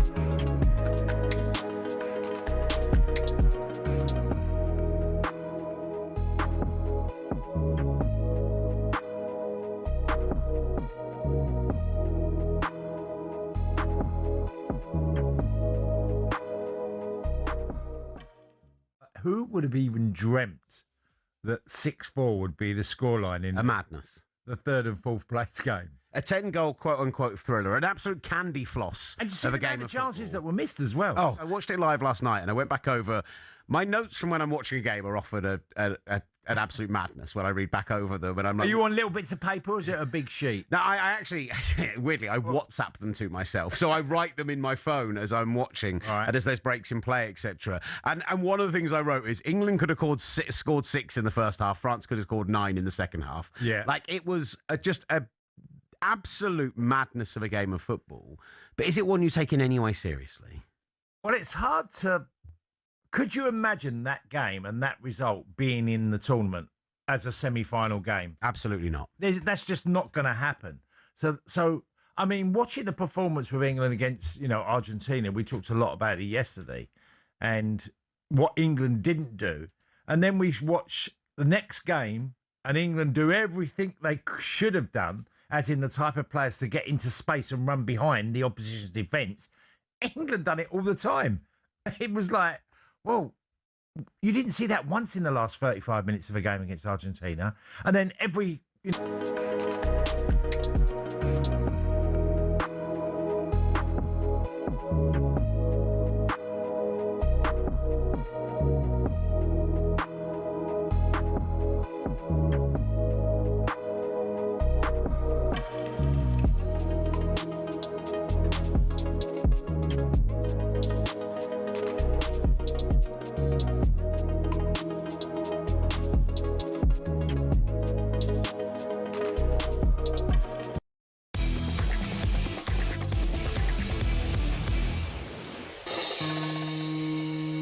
Spain get it away. They're turning forward, and they are champions of the world. The full-time whistle goes. The Spanish bench empties. They race onto the field in delight. Well, thank football for that. The back line especially were very good. The goalkeeper outstanding, and 1 goal in 8 games tells you absolutely everything about the team. Rodri inviting Donald Trump into the foreground of the photo, and he puts both hands around the trophy. He turns to his teammates, lifts it high. It's Spain's year. Worthy champions, the better side in a final that football didn't deserve, but it did get the champions it deserved. Yes, Spain, the World Cup winners then after that 1-0 win over Argentina. We've talked too much about the losers. Let's talk about the winners then. Can we keep that music on? I know, it's lovely, isn't it? I feel like I want to For a holiday. We just got the seaside there. Someone's playing as they walk past. Oh, it'd be lovely, wouldn't it? Yes, some sangria, some rioja, some tapas. Oh, we're in. Where are you from, mate? Listen, let's talk about Spain then, and just how brilliant a World Cup it has turned out for them, in the sense that I mentioned it earlier on. I hadn't seen them live, saw them for the first time against France, and was completely blown away by them, especially as I just thought, like many people, that France had been so incredible in this tournament that they were going to ease through to that final. Crikey, was I wrong, because Spain was so controlled and so brilliant in that performance against France, how they stopped them. Go on. Just some big picture context. I mean, obviously, they're the European champions, they're the Olympic champions. The women are the world champions. If you look around Europe at the number of Spanish coaches that have taken their teams to success, and you start to understand that their success is cultural. Their success is based on a system where they have a way of playing, and you can take any player out of that system and replace them with another player within their squad, and you would not have a discernible drop in quality. And we saw in the European Championship, we thought we had an opportunity when they took off the influential Rodri and they put Zubimendi on, and they still beat the pants off us. And when you look at the way that they retained possession, as Stuart was saying in the commentary just a second ago, and as we saw anyway, they conceded just one goal in the entire tournament. Incredible. And if I'm not mistaken, they had during the entire tournament only something like 10 shots on goal. It's just frightening. They're a young team. They can improve. They can get better. And there's nothing to say. I was having a debate with my teenage sons yesterday evening. Would Spain beat England in the European Championship final of 2028? Oh, you're looking ahead. Absolutely. We're in the final. I mean, brilliant. Success! Successive final. We'll take that. Take that. Oh my Stop it now. That's it. It's difficult to say, isn't it? But right now, you'd say no, because of how brilliant Spain are and how they can completely dictate a game and play it their way. This is the thing, because when we talk about a gap, and let's not kid ourselves, we've had many years ago, before we were getting to semi-finals and finals, where we were looking across the fence, first at the French, Clairefontaine, then at the Spanish, La Masia. For a time before that, we were looking at a German system as well. We're always looking over the fence. But then came those years where we had St. George's Park and we built a system and we looked at continuity, and then we just decided, let's rip all of that up and let's go for a German coach. And, you know, obviously I'm not going to sort of be sort of tub thumping, but what my point has always been that football, international football, should be our best against your best. And if you haven't got a great manager at the time, that's just the way things go, yeah? But it's got to intrinsically be our best against your best. And I just feel that in trying to unlock a cheat code, we've stumbled a bit there, because what we should have done was indulge an English manager that would have tapped into the English way of playing, high intensity, attack, a commitment to attack that we've been talking about earlier on the show. And I think that we could well, because we absolutely do have the players, certainly in the attacking positions, and we spend all season raving about other players who have done so well in the toughest league in the world, and then we go to a World Cup and we do what we've always done. But is part of that difference, and you mention it about technically the DNA of Spain, is Luis de la Fuente has been part of that DNA. He's coached in the youth setups for the national team.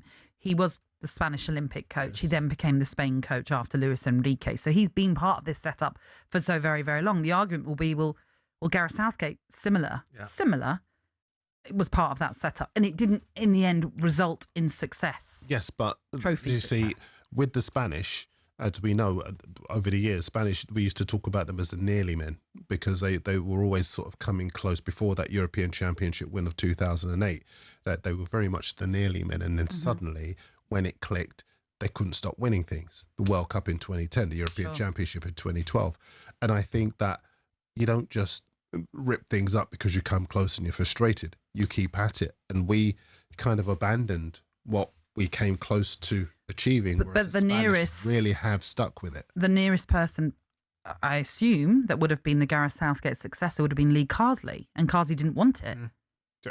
So then they had no choice. Well, yeah, but then you don't get another Englishman, because that's what the competition is. It's our best against. But I'm talking about the DNA that's learnt within the setup. Yeah. Eddie Howe's not part of it. I'm just using him as an example. No, but I'm saying even if you bring another coach in, it's the commitment to playing a certain way that you're sticking with. That's what has been the bedrock of the Spanish success. A commitment to playing a certain way, ball retention, the confidence in tight situations, composure under pressure.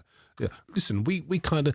I think part of the reason why some people dismissed Spain was that you look at Spain had Mbappe, England have Kane, obviously Argentina, Messi. Some of the other big countries had big strikers, and people derided Oyarzabal, their striker, who had a terrific record scoring goals domestically, but he doesn't have the profile of some of the other big players in some of the other countries. And that kind of sums up what I'm trying to say. I was saying it in the break. We are still obsessed with names. Spain are obsessed with building teams. And that's why they have their success, and that's why they have sustained success. You said it. You said some really good points there, Darren. You said Spain way. Go on, say but. You mentioned the Spanish way. You know that thing where they go, "Can I just stop you there?" No, I was listening. I just wanted to stop you there. I wanted you to finish. See, what I'm saying to myself inside now is, why can't we do it our way? Yes. That Pep Guardiola has came to the Premier League and he's flipped it upside down, and everybody in the Premier League wants to play like Manchester City. They want to play the Pep Guardiola way, which is fine. It's understandable if you want to. It's successful Manchester City, but when you look back at the tournaments, and this is why I say there's something missing from. I say our underbelly. We need that bit of courage to see a game out, like the Argentina game. And I think that's the thing that's missing from us. Look, there's nothing wrong with the way that Spain do it. There's nothing wrong with the way with France, the way they play. But why can't we do it the way that we do? What we see week in, week out in the Premier League is not what you see in the Bundesliga. It's not what you see in the French league or the top leagues. When you get to a major tournament, why do we think that we have to change to respect all the other nations that we're coming up against? Let's find a way of doing it the English way and making that successful. I actually don't disagree with what you're saying. My general point was the Spanish have their system and we had ours, and we ripped it up, because I don't think that there are deficiencies with our players. I think that the reason Tuchel came in was because he was supposedly the guy who was going to bring this X factor that was going to get us over the line. And in a moment where he was required to produce that X factor to get us over the line, he couldn't do that. But we have seen these players, for their club sides, stand up to supposedly superior teams, produce that quality in finals and get over the line, score those goals, produce that defensive solidity, have that game intelligence to be able to come up with your Real Madrids and your Barcelonas and some of the best teams in Europe. So I don't believe that there are deficiencies with our English players. And I really try to kind of sit back rather than, sometimes we go out of tournaments and everyone wants to be angry and all that. But sometimes you got to just sit back and just look at the big picture. And I think what's happened in this country is that we've had academies and clubs who have done incredibly well to develop players, and we have superb players that were sitting at home watching that surrender against Argentina. Players who've got fantastic technique, players who are winners, players who have composure, players who can pass the ball. All these things we are saying that English players can't do. We have them. We watch them. We know who they are. To your point, it is about getting us to do what we know English players can do and play in our style. And Tuchel, there's been a lot of intelligent conversation around this. people getting angry about sort of 5 at the back, other people saying, well, he had to play that away regardless. Tuchel took a huge amount of money and actually criticised the way that England had played under Southgate beforehand. If you do that, you have to win. No excuses, you have to win. If you come and you criticise the guy that was there before and you say, I'm going to be the difference, you have to win. I'm not interested in the hard luck stories, and don't be blaming the players. You're the guy who came in and said that you could be the difference. But is there a problem with our players? I'm sorry, I can't indulge that. Look, we'll talk more about England, because that's for another part. I just want to round off on Spain then. You mentioned Euro 2028 and the dream final of England against Spain. Will it all be about Spain, that final? Or do you think France can come good under Zinedine Zidane, as we expect it to be? Yeah, I mean, France are going to have their say. It's not to say on any given day that France can't go up against a Spain or an England and perform like they did throughout the whole of the World Cup and put on a show like they did. If Spain are not at their best, of course they can beat them with the quality that they've got. Can England beat Spain or France? Yes, we can. But I think what you saw from Spain is that's the bar. That's the level that these nations in the European Championships are going to have to get to, because Spain aren't going anywhere. I mean, that even the next younger generation seem to be coming through. I mean, you see the talent that they've got. Kabasi, young player of the tournament. And I was so pleased that he got it, because it looked like it was going to be Yamal who was going to pick it up, who we know he wasn't involved in the first 2 or 3 games, was he? And we know he's a sensation. He's going to win so much in his career. But that's just 2 players to mention of what Spain have got coming through. I remember, if I can tell this briefly, and you'll remember this, Darren, as well. I think it was 15, 20 years ago, we were all talking about Jack Wilshere coming through. You know what story I'm going to come up with? This was when Pep Guardiola was at Barcelona. And Arsenal were coming up against, I think it was Barcelona, in a Champions League game. And Pep Guardiola turned around and said, yeah, he's a good player. He said, but not interested. He says, we've got 10 of them waiting to come through now. And so that's the difference. If they know what they've got coming through, but every single player that came off the bench or came into the starting 11 for Spain, they knew the job, and they were as good as the players who started the game before. 100%. And I think that was a massive concern with Thomas Tuchel in England and some of the players that he picked. That's down to him, by the way, and we'll get on to that, I'm sure. But every single one of those Spanish players knew their jobs, knew what style they were playing, and knew what they needed to do in every single game. And you can't pick a fault in them. Just quickly, because I know we have to hit a break. You mentioned Yamal there. I'm sure you saw the stats about the minutes that he's played already at the age of 19 years and 6 days, as that was yesterday. 13,462 minutes. Comparing that to Messi, 2,093. Is Yamal going to have a long career? Look, I see these comparisons and everything, and what everybody's looking at it for is, is it going to be burnout? Is he going to get tired? Well, if you watch the Spanish league, no. If you watch the Spanish national side, which we have done, is he going to be burnt out by the age of 32, 33? I don't think he is. Just let him go out and just let him be free, because that's what he's doing at the moment. He's going to what's the word I'm looking for? He's going to entertain us for the next 15 to 20 years. Okay. Well, he's a World Cup winner now as well. We are going to park the World Cup final in a way, because what we're going to focus on next is, of course, the best part about it, the halftime show here on talkSPORT.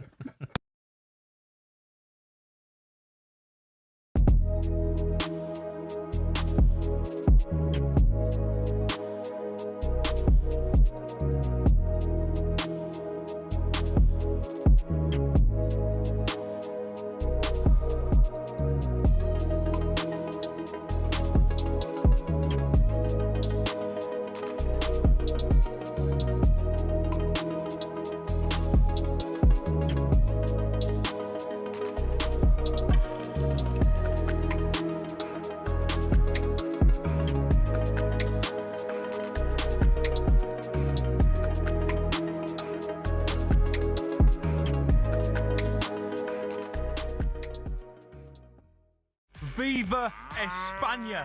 Thank you, Spain! Muchas gracias, España!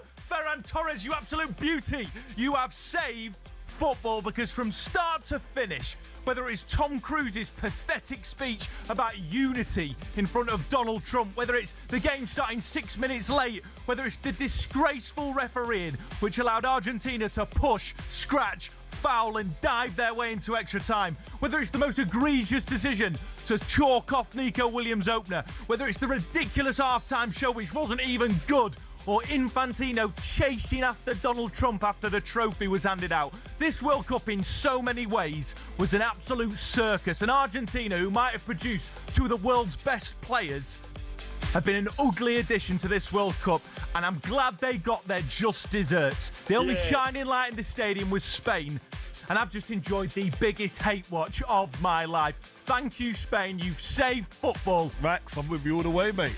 Look, it was a boring game. It was a terrible game. It was a terrible game, wasn't it? It wasn't great, was Argentina made it terrible. Yeah, just the ref made it terrible. Start. Loads of fouls. Goals disallowed that should have been goals. Like, you could see it was just they were trying to line it up for Argentina, but they just didn't have. I'm a conspiracy theorist, yes. So they were trying to line it up for Argentina, weren't they? And football's the winner, right? And football came out on top, so that's what I'm happy about. Yeah, without a doubt. Now, I mean, where do we start? Lionel Messi's last game. Lamine Yamal, a teenager, already won the Euros, already won the World Cup. I just think.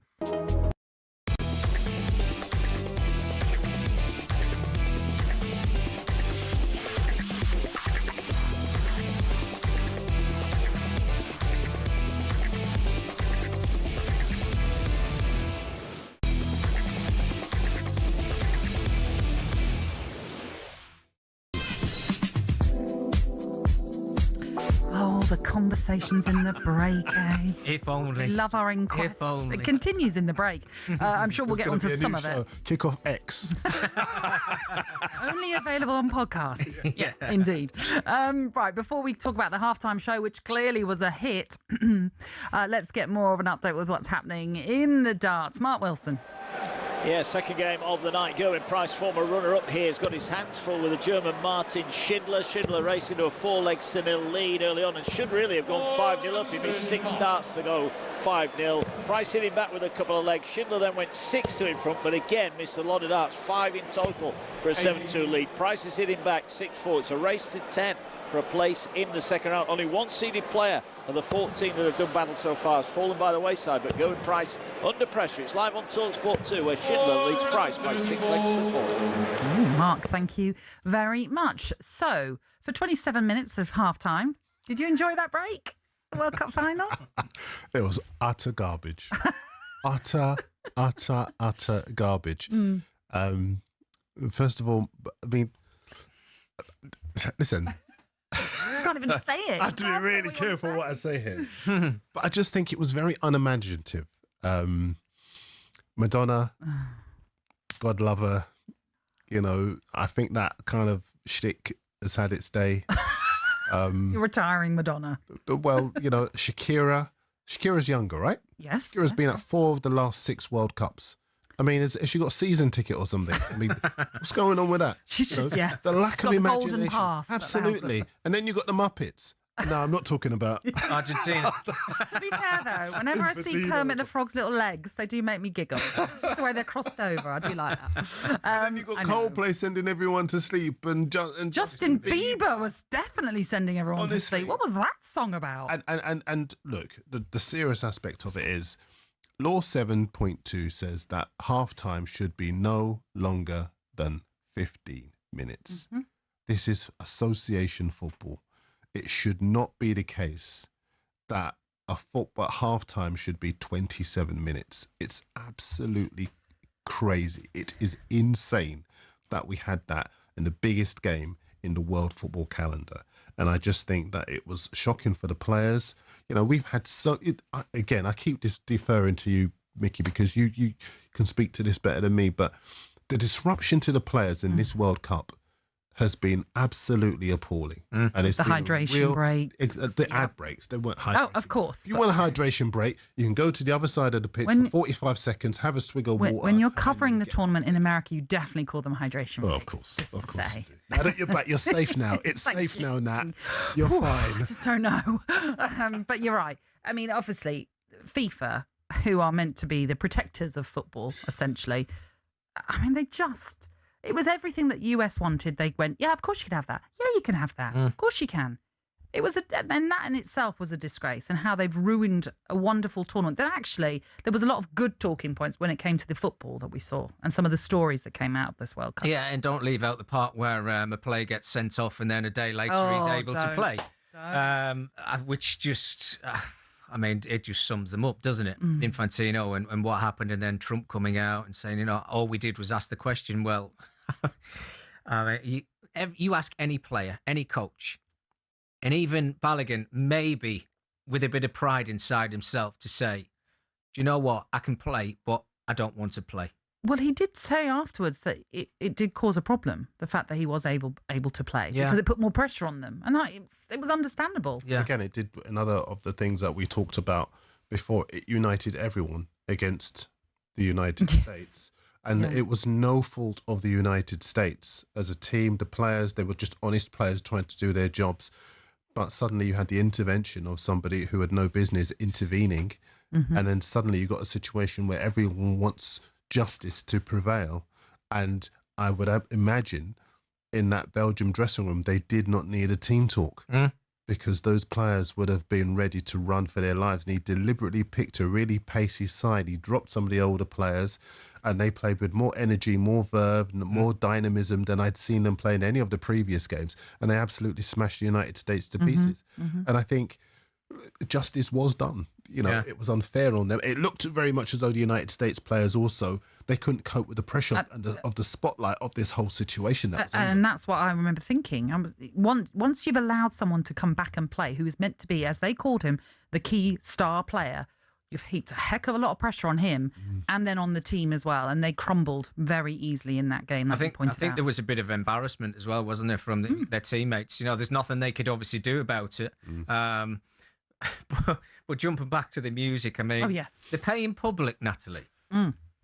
What were they going for, them tickets, Darren? I mean, thousands and thousands. And you see Madonna under a tunnel, getting driven into the stadium, and then by the time they got there... To be fair, Ronaldinho and Ronaldo are quite funny. Well, exactly, yeah. I mean, they didn't really know what was going on. There's about 15 people died dancing They're out carrying a little bit of condition as well. Yeah, exactly. But they just got into the stadium and near the pitch, and then they ran out of petrol. And then, what I call them is then BS came on, not BTS. BTS. I don't mind about BTS.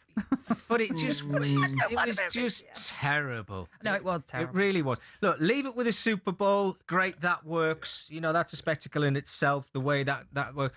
But football is football. It's 45 minutes. You have a 15-minute break at halftime and then another 45 minutes. I hope in 4 years' time we don't have the same thing.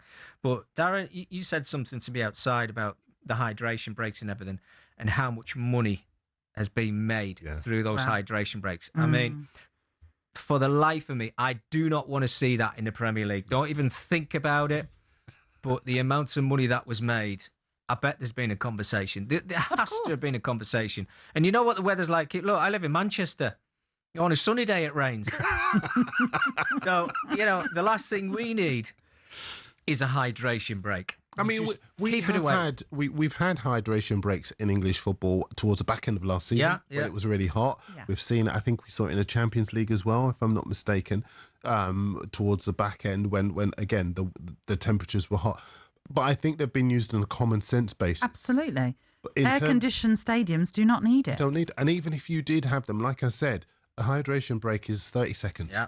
On the other side of the pitch. It's not an opportunity to coaches to start changing the momentum of the game as we saw time and again at the World Cup. You think a manager... And playing a game in quarters. Nobody wants that. Yeah. So the coach or the manager was in the dressing room, he's done a team talk. 22 minutes into the game, he's doing another team talk. Half time.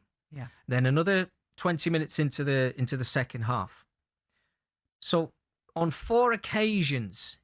he's having the chance to rotate and do something different rather than being able to shout onto the pitch to say, right, I need this to be different, or pull a player from a certain position into somewhere else.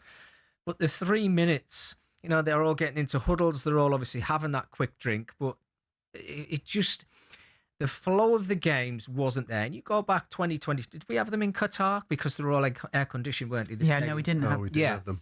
That World Cup final is one of the best I think we've ever seen. It was just sensational. And I think it was because of the flow of the game. Obviously, you've got two sides who were really going for it as well. And then to move further 4 years and watch what we had to watch. From one team. It's nothing to do with Spain. I mean, you can't do anything about that. It was just... Well, do you know what? This might sum up the World Cup. This is from Stuart in Glasgow. He says, the worst thing about the World Cup was that the trophy had to be brought out in a Louis Vuitton case and it being gushed over. Nobody needs that. The trophy does not need to be dressed up and sold like that. Absolutely right, Stuart. It went over the top.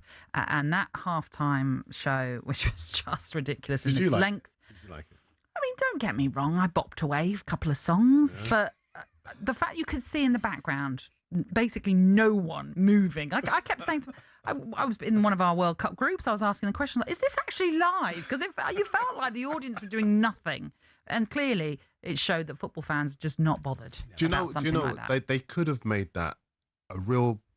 It could have been banging if they'd have got the right acts and the right people. You know, there would have been artists that they could have brought in there, nice and tight, kept it on point, and it would have been brilliant. Who would have been that artist then? Go on.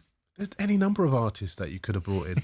You're just dying for Darren to... I'm thinking of one or two, and I'm thinking I better not mention them on there. All right. Well, fingers crossed we won't get something like that anymore, but who knows when FIFA handle these matters. Anyway, we'll talk England next and where they go from this tournament, heading in to the Euros and then the following World Cup too.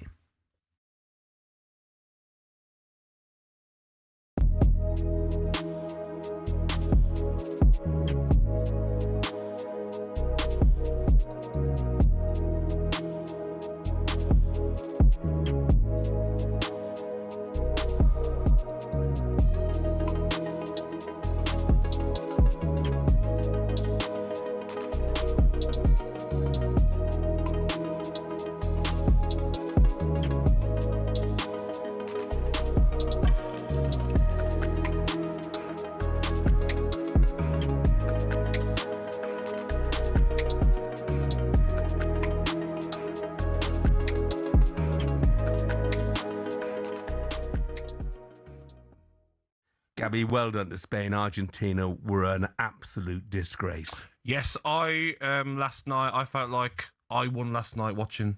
I felt like football was the winner. Anti-football lost. Shame that Messi's probably last World Cup game was a game where his team didn't try and play football. Disgraceful tactics that have worked all through the World Cup. They're bully teams. And last night, they tried to bully Spain and it didn't work. Finally, a referee who decided to give a few bookings. Could he give a lot more? Oh, well, how was Paredes still on? Especially to Paredes and other players, but at least he gave that second yellow card to Enzo Fernandez, who deserved to get sent off. Football's the winner once again, which is what we wanted to see in the Champions League, football being the winner, and also in the World Cup. Yeah, that Enzo Fernandez, I've never met him. He must be a lovely bloke, mustn't he? After the England game, when he said he likes the English because everyone who cleans and cooks at his house is English. Wow. I mean, it's breathtakingly arrogant, to say the least. You know, I think he'll get a pretty hot reception at English football. Every game next season. Every game. Just his character, his celebrations. Social media last night was absolutely buzzing. Spain winning, Enzo getting sent off was the perfect end to the World Cup. Yeah, and I have to say that, look, I mean, Spain should have put them to the sword much sooner, but they don't have a focal point up front, do they? They don't have an out-and-out striker as such. Yeah, I mean, if they had the old strikers that they had, like David Villa, he would have scored. Dear Kitmen, we see you. We appreciate your work. While some fans reckon it's just hanging up shirts in dressing rooms, we know it's so much more. A football team's kit is its identity, its uniform, what sets it out from the rest. But it doesn't clean itself. That's not just the shirts, it's the shorts, the socks, the training gear, the boots, the other bits we sort out behind closed doors. Who's the one digging around in that smelly, stinky laundry basket at full time? Yeah, it's the kit man. They have a lot to work on in a week, from laundry, fixing damaged kit, repairing holes, cleaning boots. Then they pack the van and take everything they need off to the stadium, ready for game day.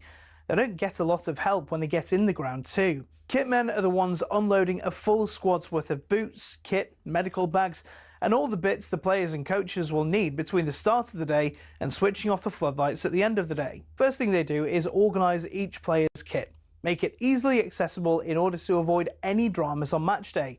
Once everything's in the right place, it's into the dressing room, lay everything out, put players' nameplates on the right locker, all the things you don't even think about on a match day. Once the players arrive, if anything needs doing, they call the kit man.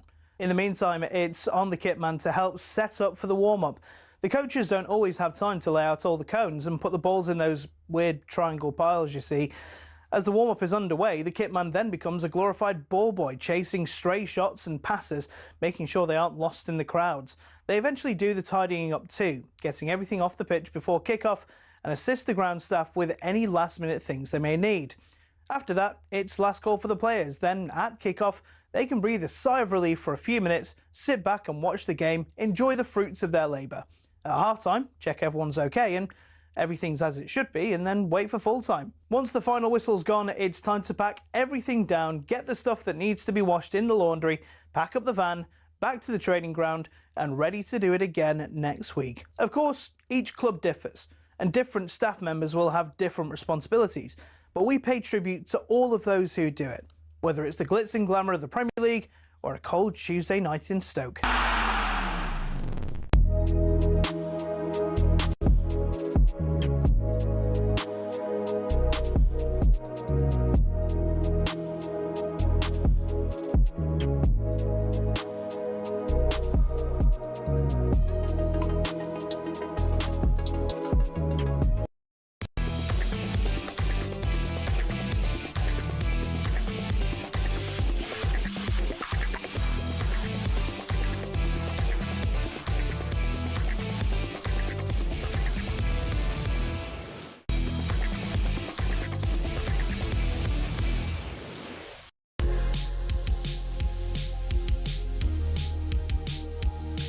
Good evening. This is Kickoff this Monday evening. I'm Darren Lewis as well. We are with you until 10 o'clock this heard. This is a message that says perhaps just 15 minutes on Grandma Madonna put it away. So this message says, naughty. And Rich also says, I am the most worthy middle-aged football fan going who is against all these modern changes to the game. However, as a middle-aged man, the hydration breaks did have certain advantages after a couple of beers, he says. Also, when I was thinking how disappointing the final was during the first half, my internal voice thought to myself, oh, Shakira will be on in a minute, which, to be honest, held more appeal than listening to the pundits thinking of something to say. Clearly not the talkSPORT pundits, of course, Rich, but I hear what you're saying. To some, it might have, had its benefits. But anyway, we'll move on from the halftime show that lasted 27 minutes and something like 22 seconds. Far, far too long. England, I know we've already touched on England a little bit, but it really is a question of what's next for them. Where do they go from here, especially when you consider Thomas Tuchel's going to be in charge as it stands with his contract until the 2030 World Cup or beyond that World Cup. How did it go so wrong? I mean, you look at that third place playoff and what an electric game that was. I know we probably couldn't read and shouldn't read too much into it when you consider both teams are going into that with no pressure on them whatsoever. Most of us are saying this is just a glorified game that nobody really wants. It turned out to be terrific with 10 goals scored, England winning it. A bit of pride maybe to come away with, but I'm not sure if that is the case. I mean, I don't know, Micky, would you have seen it as a bit of pride walking away from that competition? Well, I think inside the dressing room it was probably a little bit of pride, but in the back of the players' minds, they just wouldn't want to be there. No. When you get knocked out of a tournament, you want to get on that plane and you want to go home. But I know it's been around since the Olympics in the 30s, the bronze medal.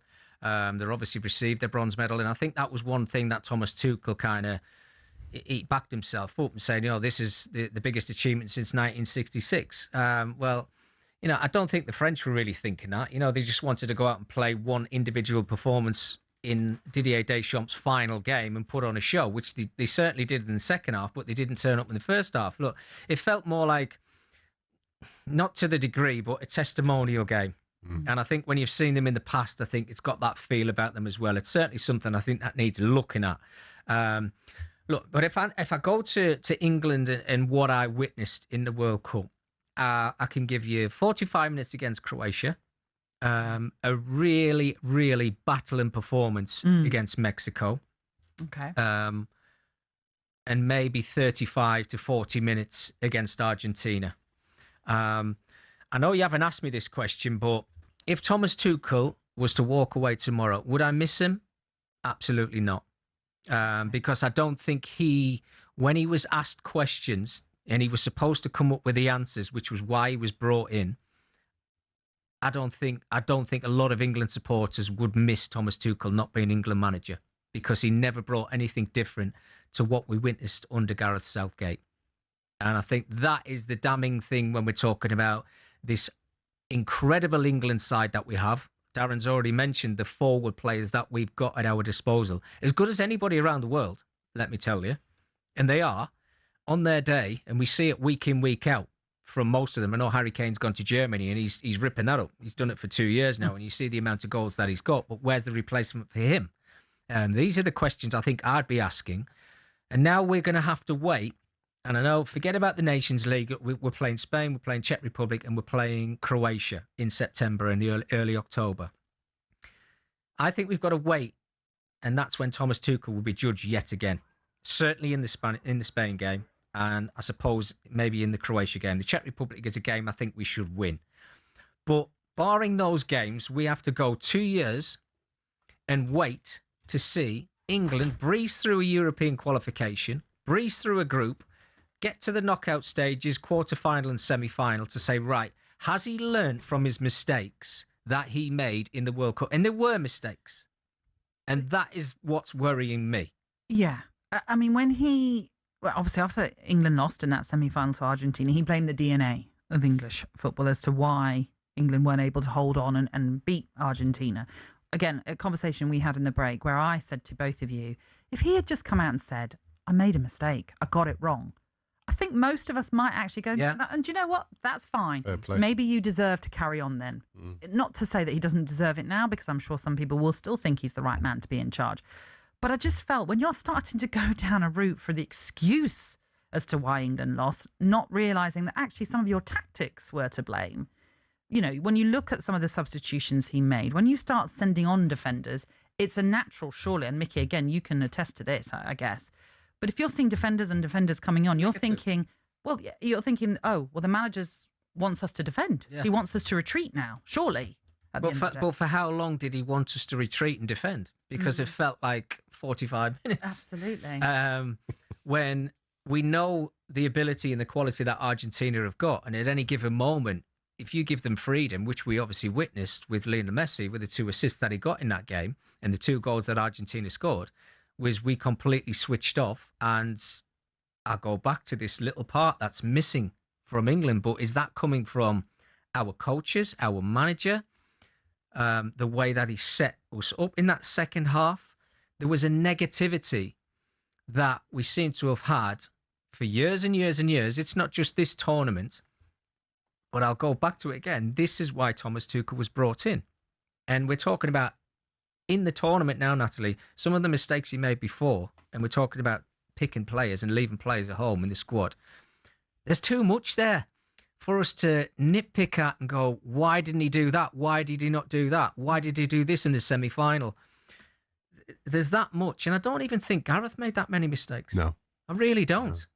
No. Gareth, to his credit, Gareth galvanised a dressing room and a group of players, and I was involved in it when it wasn't pretty and it wasn't nice. Separation of tables. You know, there was a club v club kind of feel about the place. And I said before, myself and Kevin Phillips, when we got in the squad, I was a little bit lost. And there was Jamie Redknapp, Teddy Sheringham, and I think David Seaman might have been another one. There might have been a few more as well, who came up and introduced them to us. And it was brilliant. If that hadn't happened, me and Kevin would have been sat on a table for two in a corner. Gosh. That all changed, but that was going on for years. But that's what Gareth changed, because he was in the dressing room at the time as well. And he changed the whole contrast of, nurturing younger players, under 17s, 21s, 23s, and bringing them into the first team squad at England. And it looked like a great place to be, where the players wanted to meet up and play for England. Yeah. There was a period where that wasn't happening, Darren. And he got us to the latter stages of Euros, World Cups. So he got us to where I think Gareth maybe even surprised a lot of people. He got us to maybe further than where we expected to. So then what did we do? You go and look for an elite manager. We're nowhere good enough to get to quarterfinals and semi-finals. But when we got there, I think every single one of us, and we're not going to sit here and lie, we expected something different from an elite manager in that second half, and it wasn't there. Bringing on defenders like he did, it was like, let's sit back and soak up pressure, and it was just... Especially as it felt as though England were doing all right. They were in control of that game, really, because of all the sort of... I still think there was a lot of fouling. There's a lot of dirty work going on there with Argentina. I actually don't think there was as much in that game as we saw from Argentina. No, there wasn't as much, but there's still... I mean, Paredes definitely could have got booked in that game. How an England player was booked first before an Argentina player, I do not know. There's the inconsistency. Absolutely. Officiating. But, Michael makes so many good points, and I just think that the turning point in that semi-final, bizarrely, was when we took the lead. Us taking the lead should have put us on the front foot, but it put us on the back foot. And I think that the bottom line is that the instructions followed by the players came from the manager. The manager's job is to give the players the confidence to be able to play in a certain way, or as he did, to try. I say his job. What he did was he could either have given them the confidence to play on the front foot and play high and give the Argentinians something to worry about, or to retreat, as we did, and ultimately give the advantage to a set of players who, if you give them time, space, and the ability to create chances, will score goals. They scored 8 goals in the final 15 minutes of most of the matches that they'd played throughout the tournament. I still feel that when you look, keep Tuchel in the job, fine, right? Continuity is all important, and I think we just can't keep chopping and changing managers of the national team, whether we like him being in the job or not. But I feel as a nation we should push back on this idea that we don't have the players, because we do. And we've got to disrupt this narrative that builds that other players from other nations are more capable than we are. They have their identities, as Michael was saying. We need to build ours. We need to know how we play. We need to go into a tournament and not rely on Jude Bellingham or Harry Kane to come up with a moment of genius to bail us out. Because if we're honest, throughout this tournament, we had no identity. You couldn't really say with your hand on heart that we were reproducing the high-intensity front foot football that we are used to seeing so many of our England players play in the Premier League or in La Liga, obviously with Bellingham, or in Germany where Kane plays. We were just going out there, passing the ball, a lot of sideways and backwards, a lot of, you might say that the Croatia game against an aging team was a highlight, and that was only 45 minutes. But before we got to the semi-final, most of what we saw was poor. And so what we have to build on, work on, is building an identity. What we need to work on is building a way to play so that if a team has a low block, we keep possession and we find ways through, rather than this kind of panicky, disjointed, just aberration of football from a guy, as Micky was saying, we thought was going to come in and be the difference and suddenly give us something to be shouting about. We're right now, we went, we're 4th in the rankings? Yeah. We're nowhere near the other teams on the basis of what we've seen from Tuchel. But I think that you could give these same players to somebody else, or even if it's Tuchel and he decides, you know what, I'm going to play some front foot football. I've learned from my mistakes. Like you say, I put my hands up, I got it wrong. I'm going to start to remold this side, bring in the likes of Trent, bring in the likes of Cole Palmer and Phil Foden, Adam Wharton and some of the other.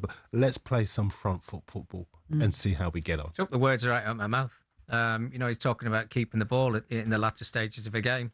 And the players you just mentioned there, Darren, who obviously got left behind, what do? Cole Palmer, Phil Foden, Adam Wharton, 3 players that you just mentioned there as well. That is their game. That's what they do every single week. Maybe not Cole Palmer as much, but, he can come up with a bit of brilliance. And albeit, yes, granted, they didn't have the best seasons playing domestic football, but I'm sure if Thomas Tuchel had turned round to them and said, look, forget about what season you've had. You're playing for England now. You're going to a World Cup. Show us the brilliance and the magic that we know you have. So many mistakes. Then he talked about the Mexico game. Oh, we had to play extra time. We were down to 10 men. The travelling didn't help us. Every nation had to do their own travelling. Yes, we might have done a little bit more than other nations. The only thing I'll say is, and I did go to Mexico City, and of course I don't have the sports scientists behind me, so in that sense they should have had a little bit more knowledge of how to deal with altitude than I would have known. And I was there for longer, and I was there for the Mexico-Ecuador game, not the Mexico-England game. It did tire you out a lot quicker. But we didn't use enough of our squad. No, absolutely. Yeah. And that's, again, a fault that we can certainly And the players said they were fine. Tuchel. But they're going to say they're fine because you can't say I'm tired. But there was an element that I just think could be factored in of maybe the altitude had more of a sort of play in this game, in England, once they'd played that game. Because one of the game itself was just ridiculously intense, as we all know. But also, I do think altitude, it made us all so tired. It really did. We were going to bed far earlier than we would normally go, and it kind of carried on for a bit longer after we returned to the US after our little trip to Mexico. But as I caveat that, we don't have sports scientists that were helping us at talkSPORT, so I'd like to think England certainly knew what they were doing to counter the altitude. I'm sure they did not. But let's go back to before the World Cup started. If somebody had said to you, you played Mexico in the World Cup, the last 16 or the quarterfinals, you just say, we'll beat them. And I know the Azteca and the record and everything they've got there, but that wasn't spoke about before the World Cup started. Who's your favourites for the World Cup? It was Spain, France, Argentina, Brazil, Germany, England. Yeah. Mexico weren't even in the conversation. Yeah. So I know it was an incredible performance. We went down to 10 men. And it was fantastic to watch, a battling performance, which I didn't think we had. But to use those things as, it's only go down as an excuse, as excuses. This is true. Right, look, we'll talk more about the World Cup because I want to get your highlights and your lowlights, maybe things that we haven't discussed already, as well as the fact that FIFA are considering expanding it to a 64-team competition when it comes around to that 2030 competition. That's coming up in just a few minutes.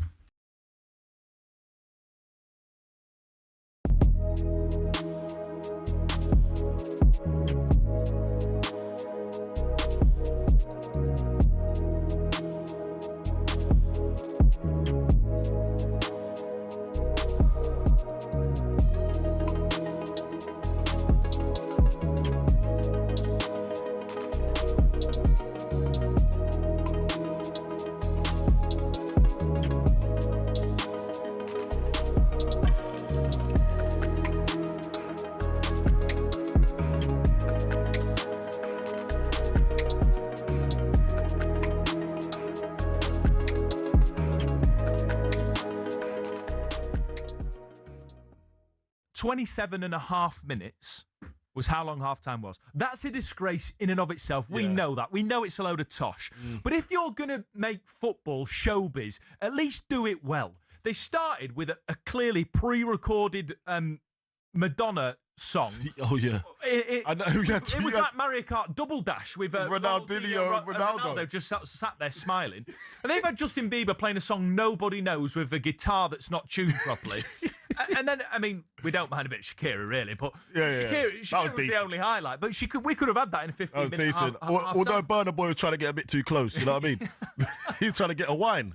He's only and also the irony of having the Muppets there, puppets there. Oh, what was that about? In Gianni Infantino's World Cup halftime. They've overdone it, haven't they? It was shocking, absolutely shocking. The whole Spain saved it. Yeah. Because it was a dark day for football until Ferran Torres, the absolute beauty, came up. And let's talk about. Hold on. We've got to talk about at the end when they're lifting up the trophy. What's Donald Trump? What's Donald Trump doing? Like, he's trying to get a photo up again. He tried to do it with Chelsea, like, in the Club World Cup. Now he's trying to do it at the World Cup, trying to be... Listen, and then Infantino, whatever his name is, Gianni, yeah? He's there scrambling across with his white trainers and suit on, yeah? With his white train... Unforgivable clubber, yeah? You can't be coming up with white trainers and a suit, bro. Like, this is the World Cup final. Everyone has made an effort. You're coming with your trainers. Who are you?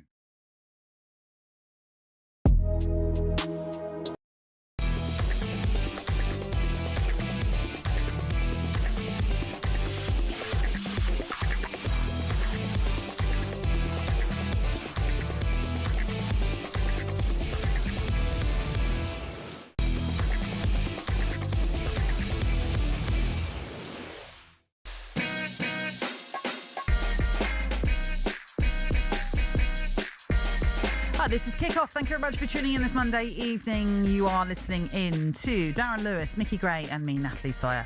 Let's quickly get your highlights and maybe disappointments from the World Cup. Something that let's avoid England, for example. We don't want to go down that route again. Highlights. Darren? Well, I've been raving about them during the break. My highlights were Cape Verde, I really liked. Yeah. I really were pleasantly surprised by Congo. But I'm going to go a little bit left field here and talk about the performance of Brian Brobby for the Netherlands, because they played him in a centre-forward position in the game against Sweden, where his performance was outstanding. Really good in terms of laying the ball off, getting supplying from the wide areas and converting, and Sweden just couldn't handle him. And this is a Sweden of Gyökeres and Isak, and they had no answer to him and the way that they were playing. And I was just thinking, I wonder if Koeman might have unlocked a different Brian Brobby, because we like him as a player anyway for Sunderland. But I think this level to his game, if we were to see that going forward, then maybe he could be a player who could... I don't want to sell Brian Brobby, so I'm not going to go that far. I know he's got something to hit me over the head. The daggers in the eyes. I mean, yeah, but exactly that. Honestly, it was a really, really good performance, and I loved it. Okay, Micky? Off the top of my head, and we saw some very good games. We were just having a little flick through. Norway 3, Senegal 2 was a good game. Great game. That was a very good game. But I think the one that I enjoyed was... Netherlands again, as Darren's just been talking about, Brian Brobby. Netherlands, Japan, the 2-2 game. You had two sides that were, and it surprised me with the Netherlands actually, but you had two sides cup started. But that was a Cape Verde, obviously. I mean, there's some special performances in there. I mean, what we got from Curacao at times was brilliant. I mean, so the good side of it, yeah, we saw some excellent football. And I think like standout individual performances. I mean, Dembele being one of them, Jude Bellingham, things like that. You know, Messi was just sensational. The goal that he got, I think I've touched on it already against, I think it was Egypt. Yeah. So yeah, some brilliant individual performances, some great games, and I'll leave Darren to give you the negative side. Well, before I do, the other big thing I really, really loved about this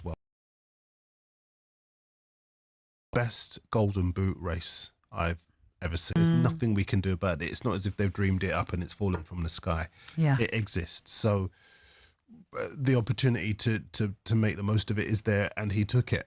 But I don't think it took away from what was a race for the ages, being led by a 39-year-old who was.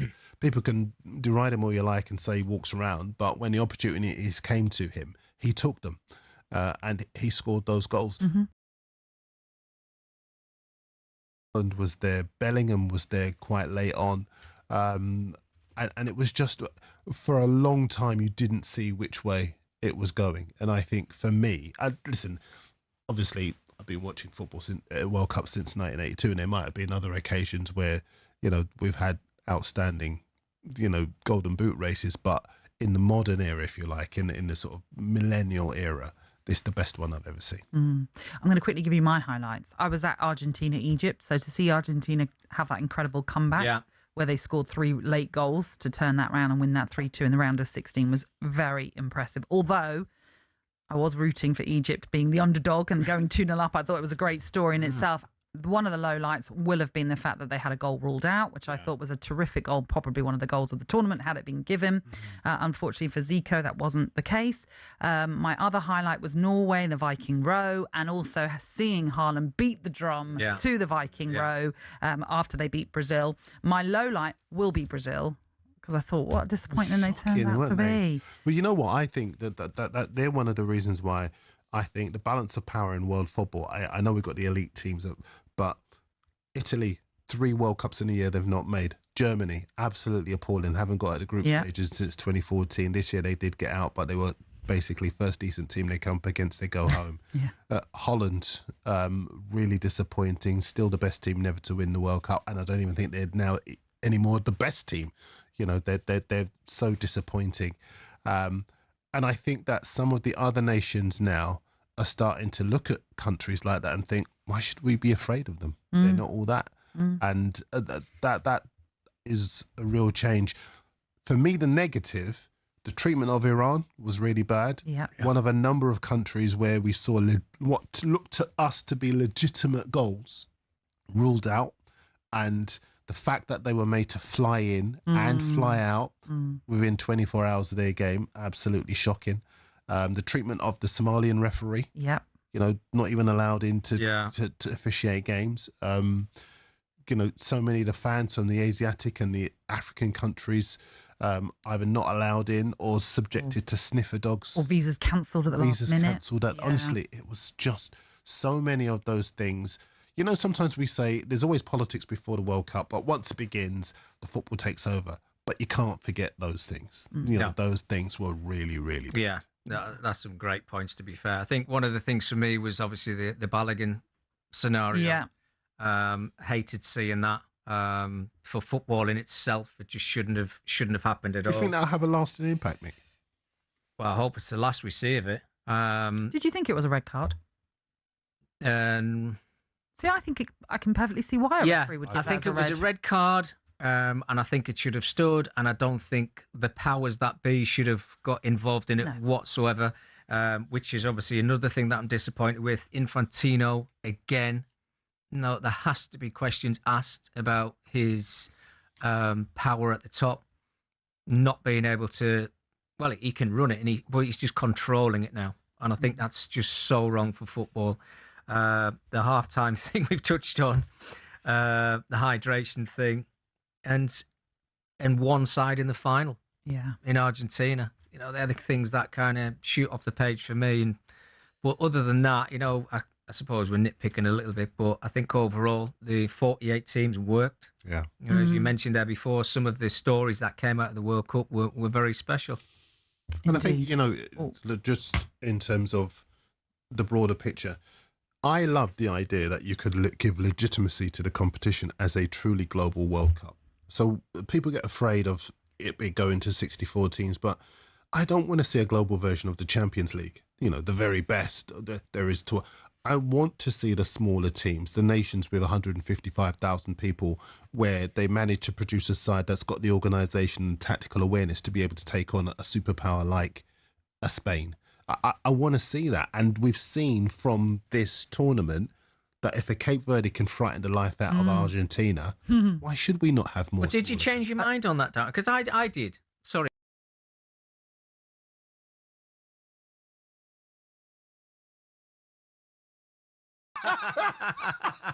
It'll just be one long advert break. You never hear from us. Yeah, exactly. Anyway, right, we'll talk more about that after the break, because we'll have to talk about the potential 64-team World Cup. But before all of that, let's check in with the darts once more. Here's Ian Danter.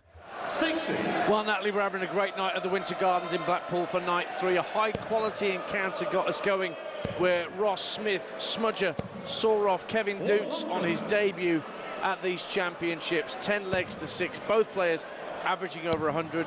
And we've just seen the thriller. Martin Schindler of Germany was 4-0 and 6-2 up against Gerwin Price, the Iceman. But the Welshman battled back to win 11-9. Brilliant game of darts. Not as much quality as in the first, but so much drama. And on stage now, the third match of the night, the former match play champion from 2 years ago, Luke Humphries, cool hand, taking on Scotland's Cameron Menzies. And after that, we've got Danny Noppert, the freeze, against a revitalised Rob Cross to complete round 1 of these PDC World Match Play Championships. And every dart and all the drama is live right now over on your home of darts on the radio, talkSPORT 2. Ian Danter, thank you very much. So, on the way, we'll get the chaps' thoughts So on I was saying. the expansion of the World Cup and whether or not Pep Guardiola is going to go into national management too.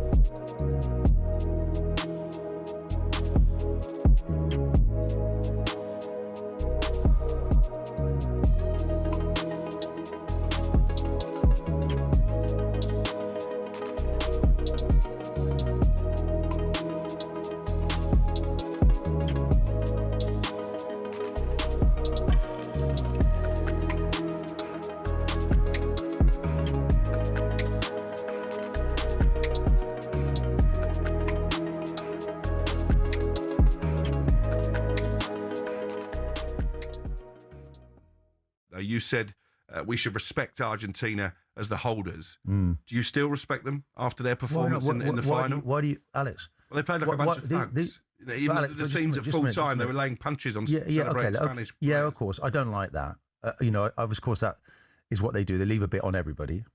And then, of course, at the end, maybe their true mentality comes through and you see them as people. Look at that picture on the screen now for those watching on YouTube. Is that what you want to see at the end of a World Cup final? No, Paredes, I simply don't. What I would like to see is, look, if I'm honest, I wanted to see Messi do something in that game. I think the Spanish, though, throughout have been magnificent. I think they only conceded 1 goal throughout the whole tournament. They proved they kill you with 1,000 cuts. Their passing's magnificent. Rodri's, whether he's the player of the tournament, it's certainly been a magnificent turnaround from him, from Man City.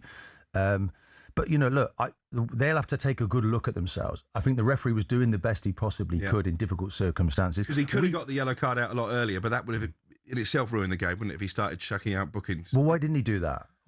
I think he could have. He was trying to manage the game. I think he knew that inevitably an Argentinian player they were getting away, but they were getting away with this against England, and nothing was happening. Yeah, and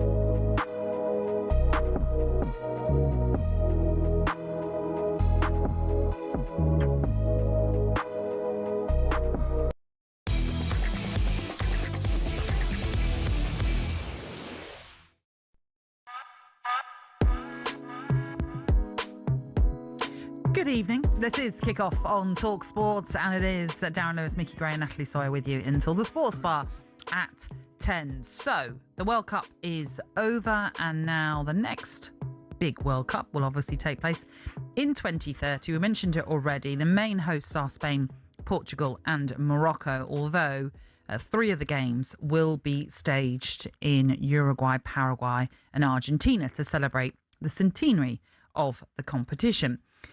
There is talk that this could lead to a 64-team competition, which certainly sounds hefty, and you sort of wonder how they're going to schedule it all. But it'd be interesting to see what you make of it. Now, a lot of the positive discussion about it centres on the fact that, well, look, it might give smaller nations more of a chance to get into a World Cup, like we saw with Cape Verde, Curacao, Jordan and Uzbekistan. They would certainly argue that it's beneficial to have more.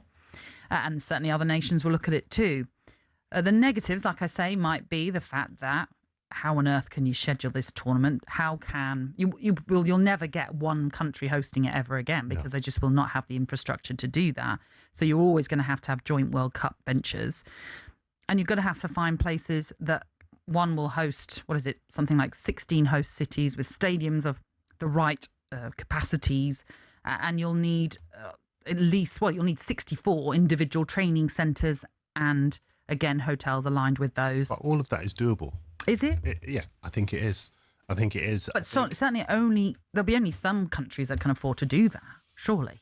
Yeah, which is why you've got to obviously be selective about the countries that you choose as hosts, and the ones that do put themselves forward as hosts would have to prove that they've got the capacity to be able to do that. But it's ironic that we talk about a World Cup, but we don't want some countries around the world to be part of it, and we think it's going to dilute the quality, even though we've had examples of the quality not being diluted. I think about the game between Germany and Curacao, right? And Germany score, Curacao equalise, and then there's a hydration break with Curacao in the ascendancy. Now, I know the score was quite emphatic on behalf of Germany, but had there not been that hydration break, we will never know how Curacao would have got on, because Curacao, Dutch colony, a side that's very, very well organised, very impressive in terms of in qualifying. I know I saw a lot of their games in qualifying, and I think a lot of people look at some of these countries, and I don't say this disrespectfully, but sometimes people don't know even where these countries are. Yeah, and they've got to Google them because they've had a good result against the big team, and then they find out a bit more about them. Surely that's a good thing, that we are learning about, a Curacao, Absolutely. a Cape Verde off the coast of West Africa, a Congo who set up so well, unlucky not to beat England. Had Joanne Wisser not put the ball the wrong side of the post. Look at you. I just think that there are so many reasons why we a 64-team World Cup would give legitimacy to the competition as a truly global World Cup. I say again, I don't want to see a global version of the Champions League with just the elite teams. I want to see. But do you not worry that the group stage would essentially be a glorified qualification campaign? Because you look at, say, this World Cup, and Cape Verde, definitely one of the stories from it. And I'm firmly in your camp. I love it. I love the idea of opening it up, having more nations, learning about some of these nations. You know, the fact that Dick Advocat was like, I'm going to manage Curacao. I think it's brilliant. All these stories are excellent.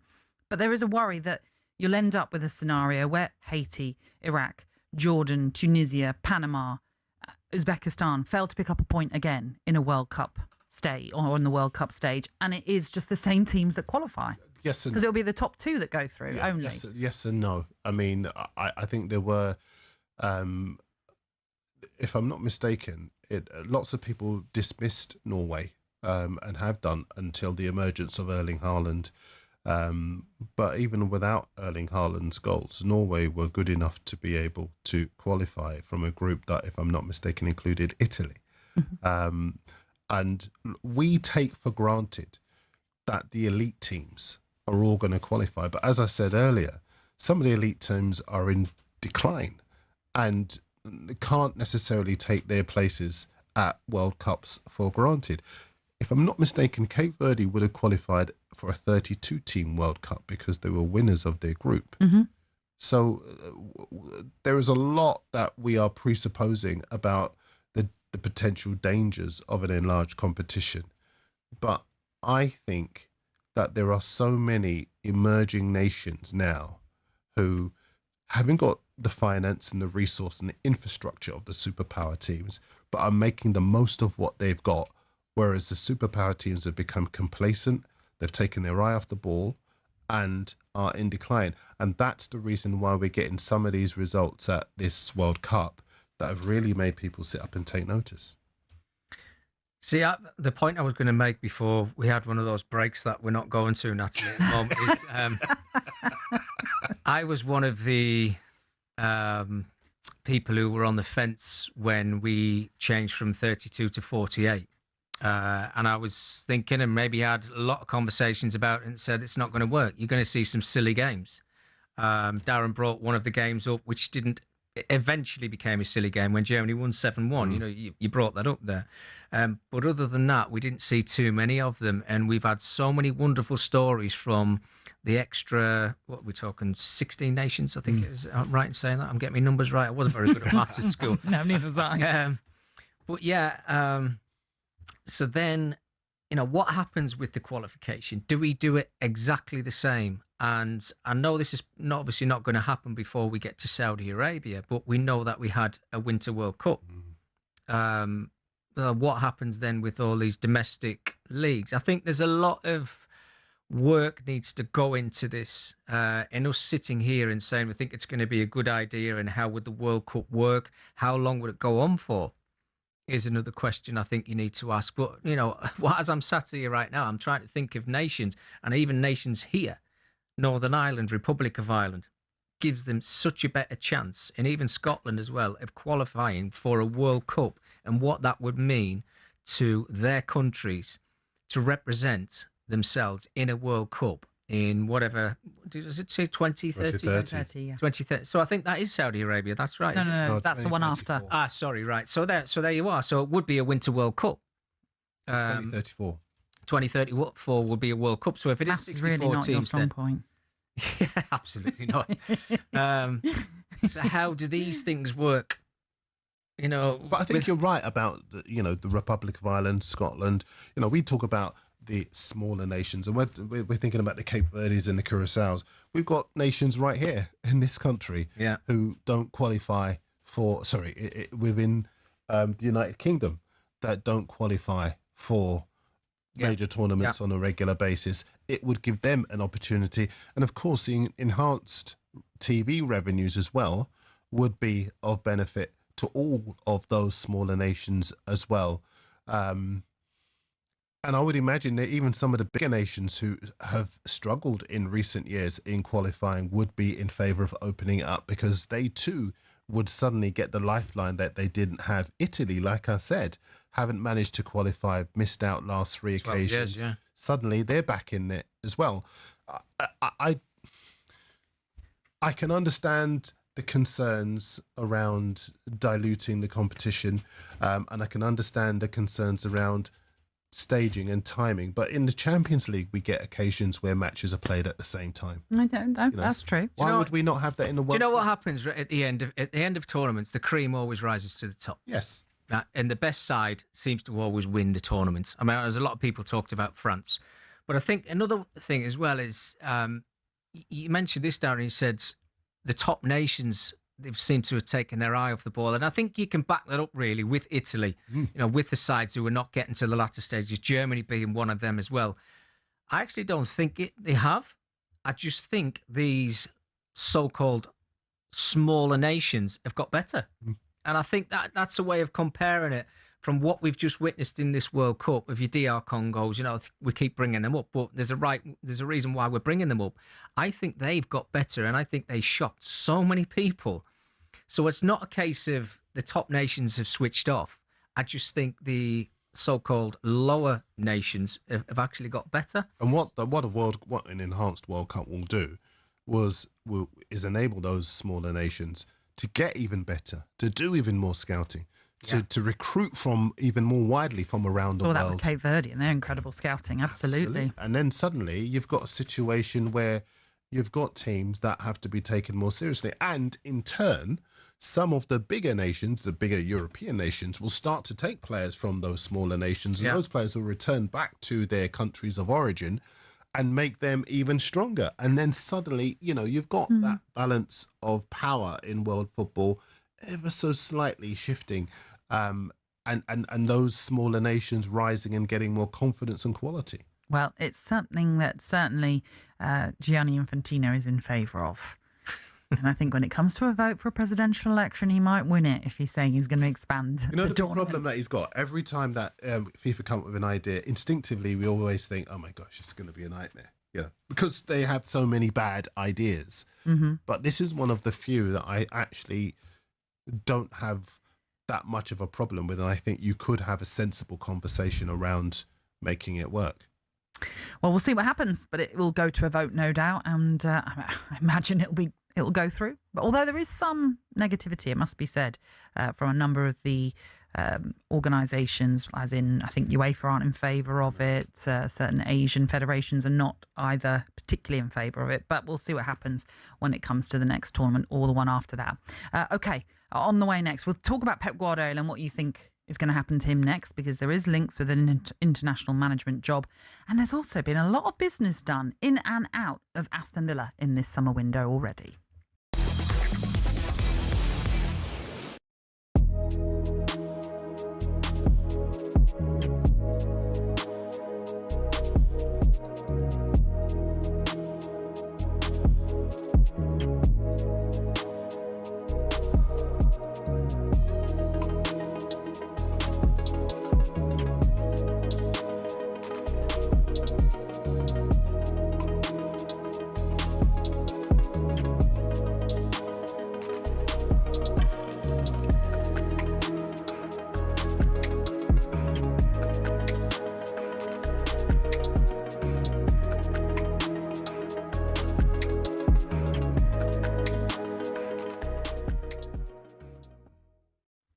I've got to get your opinion because Wayne Rooney delivered quite a withering assessment of it on TV last night. That half-time show, 27 minutes. Now, first of all, from a player's perspective, you're playing in a World Cup final. You're used to 15-minute half-time, particularly as you mentioned, the veteran stage of your career. Messi, for example, when maybe your joint sees up a little bit more than they would do normally. Is it fair on the players to have to wait 27 minutes so we can see a pre-recorded song by Madonna, we can see Shakira come out and mime, and we can see Justin Bieber come out and suck the life out of the entire stadium? Do you know, like FIFA, to stay true to the values of the game, if it's a 15-minute break in all the other World Cups, it should be a 15-minute break in this one. That's where they've gone too far. The water break as well will be thrown out. It's an Americanized, World Cup. It was to sell adverts. Yeah. Well, I don't care what it was for, but it was changing the momentum of games. It was giving managers an opportunity to stitch in information at vital times in the game. Now, look, I put myself in the mind of the players. And when are we listening to the halftime team talk? Are we going straight in to listen to the manager? When it's a rousing team talk, we've got to wait 20 minutes before we then, he actually gets into it. The subs can't even go and warm up on the pitch because it's covered with you can't warm up. What are we doing? How are we keeping those muscles and minds, turning over for half an hour? It is something they would have in the biggest game of their lives, by the way. Look, as a person who watched it, the game started late, so I nipped out to the local pub and I didn't miss the start. That was great. I had my dinner during the halftime break, so it was fantastic for the fan, but it doesn't help the competitors, and it should never happen again. Rooney was right, wasn't he?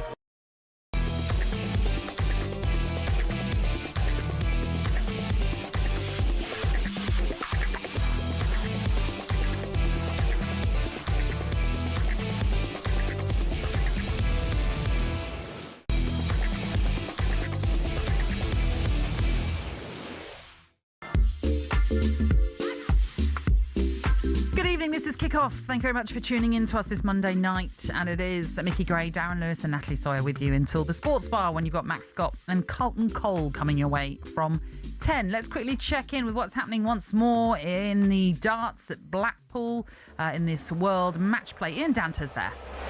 Well, it's a big moment potentially brewing here, Natalie, because Luke Humphries, who won this tournament 2 years ago but was dumped out at the first round stage last year, might well be doing the same. He is 7-3 down in a race to 10 legs in a first round encounter with the Scot Cameron Menzies, who had Scotland get battered everywhere they go sung at him as he came up onto the stage. But he has been terrific, Cameron Menzies, averaging 100 with his 3-dart average. Humphries just hasn't got going. He's been broken several times.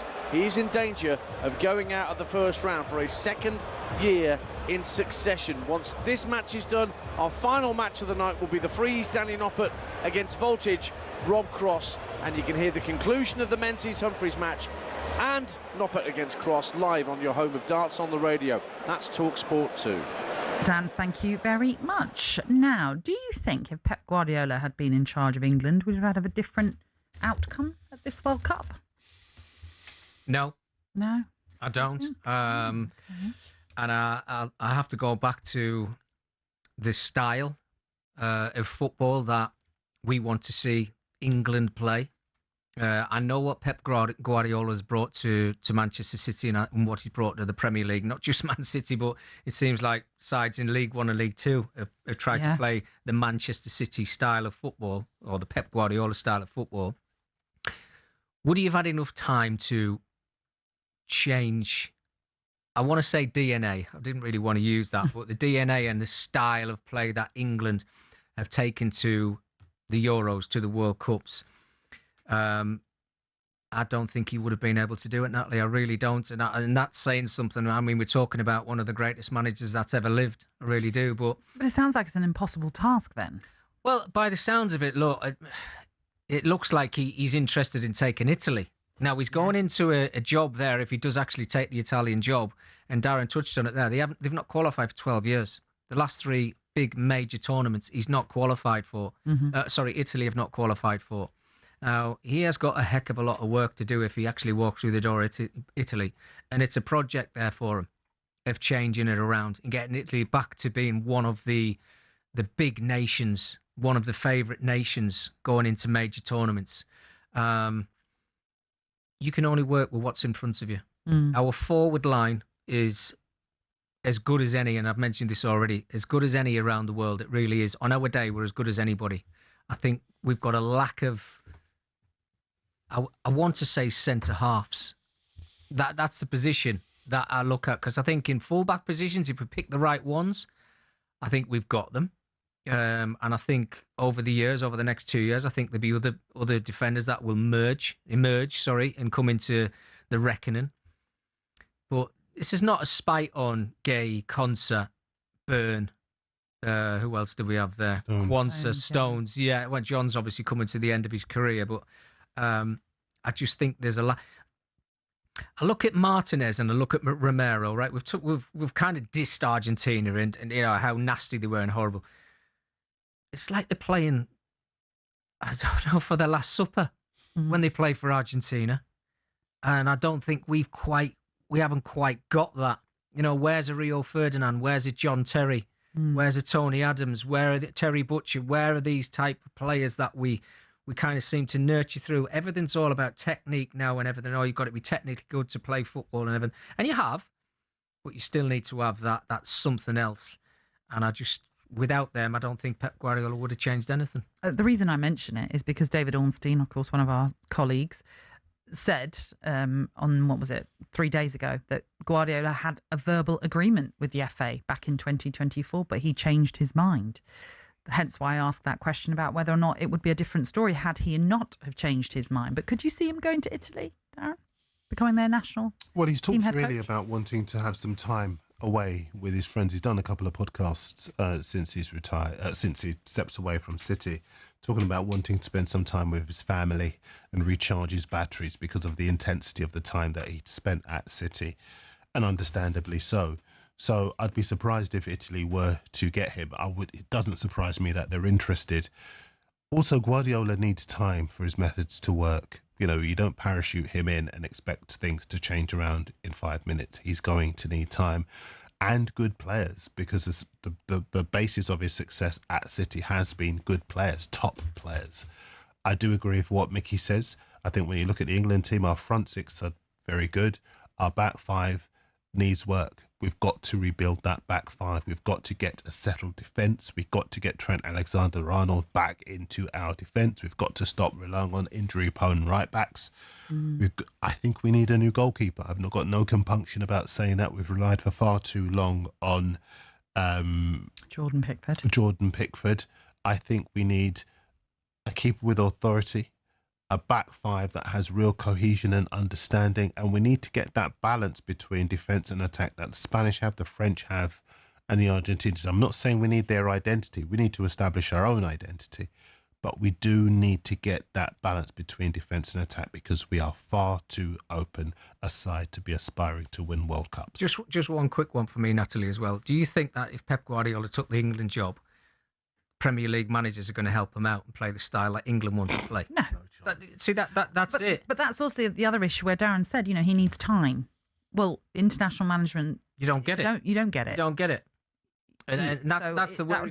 It would be a surprise then he would go into international management unless he knew the setup was already there. I think he would only go and take over a Spain team. Yeah. Where he knows that they've got the infrastructure there already, so you're slotting in and picking up the baton from De La Fuente, and that's not going to happen anytime soon. Well, it's just Catalonian background as well, Darren.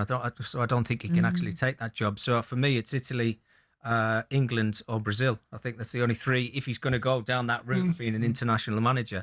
If it's not the Italy coach, I think somewhere down the line, I think he wants to be successful in Italy. Well, like you say, he's having a break. We'll see what happens next for him, but reports suggest he is in talks with Italy, but whether or not they'll go any further, we will see. Because clearly he had talks with the FA and didn't go any further with that either. It's been an absolute pleasure. Enjoyed Thank you very much for keeping to time for this final bit. Micky Gray, Darren Lewis, thank you very much. On the way next. So anyway. It is the Sports Bar. It is Max Scott. It is Carlton Cole coming your way. Why not give them a call on 03717 223344.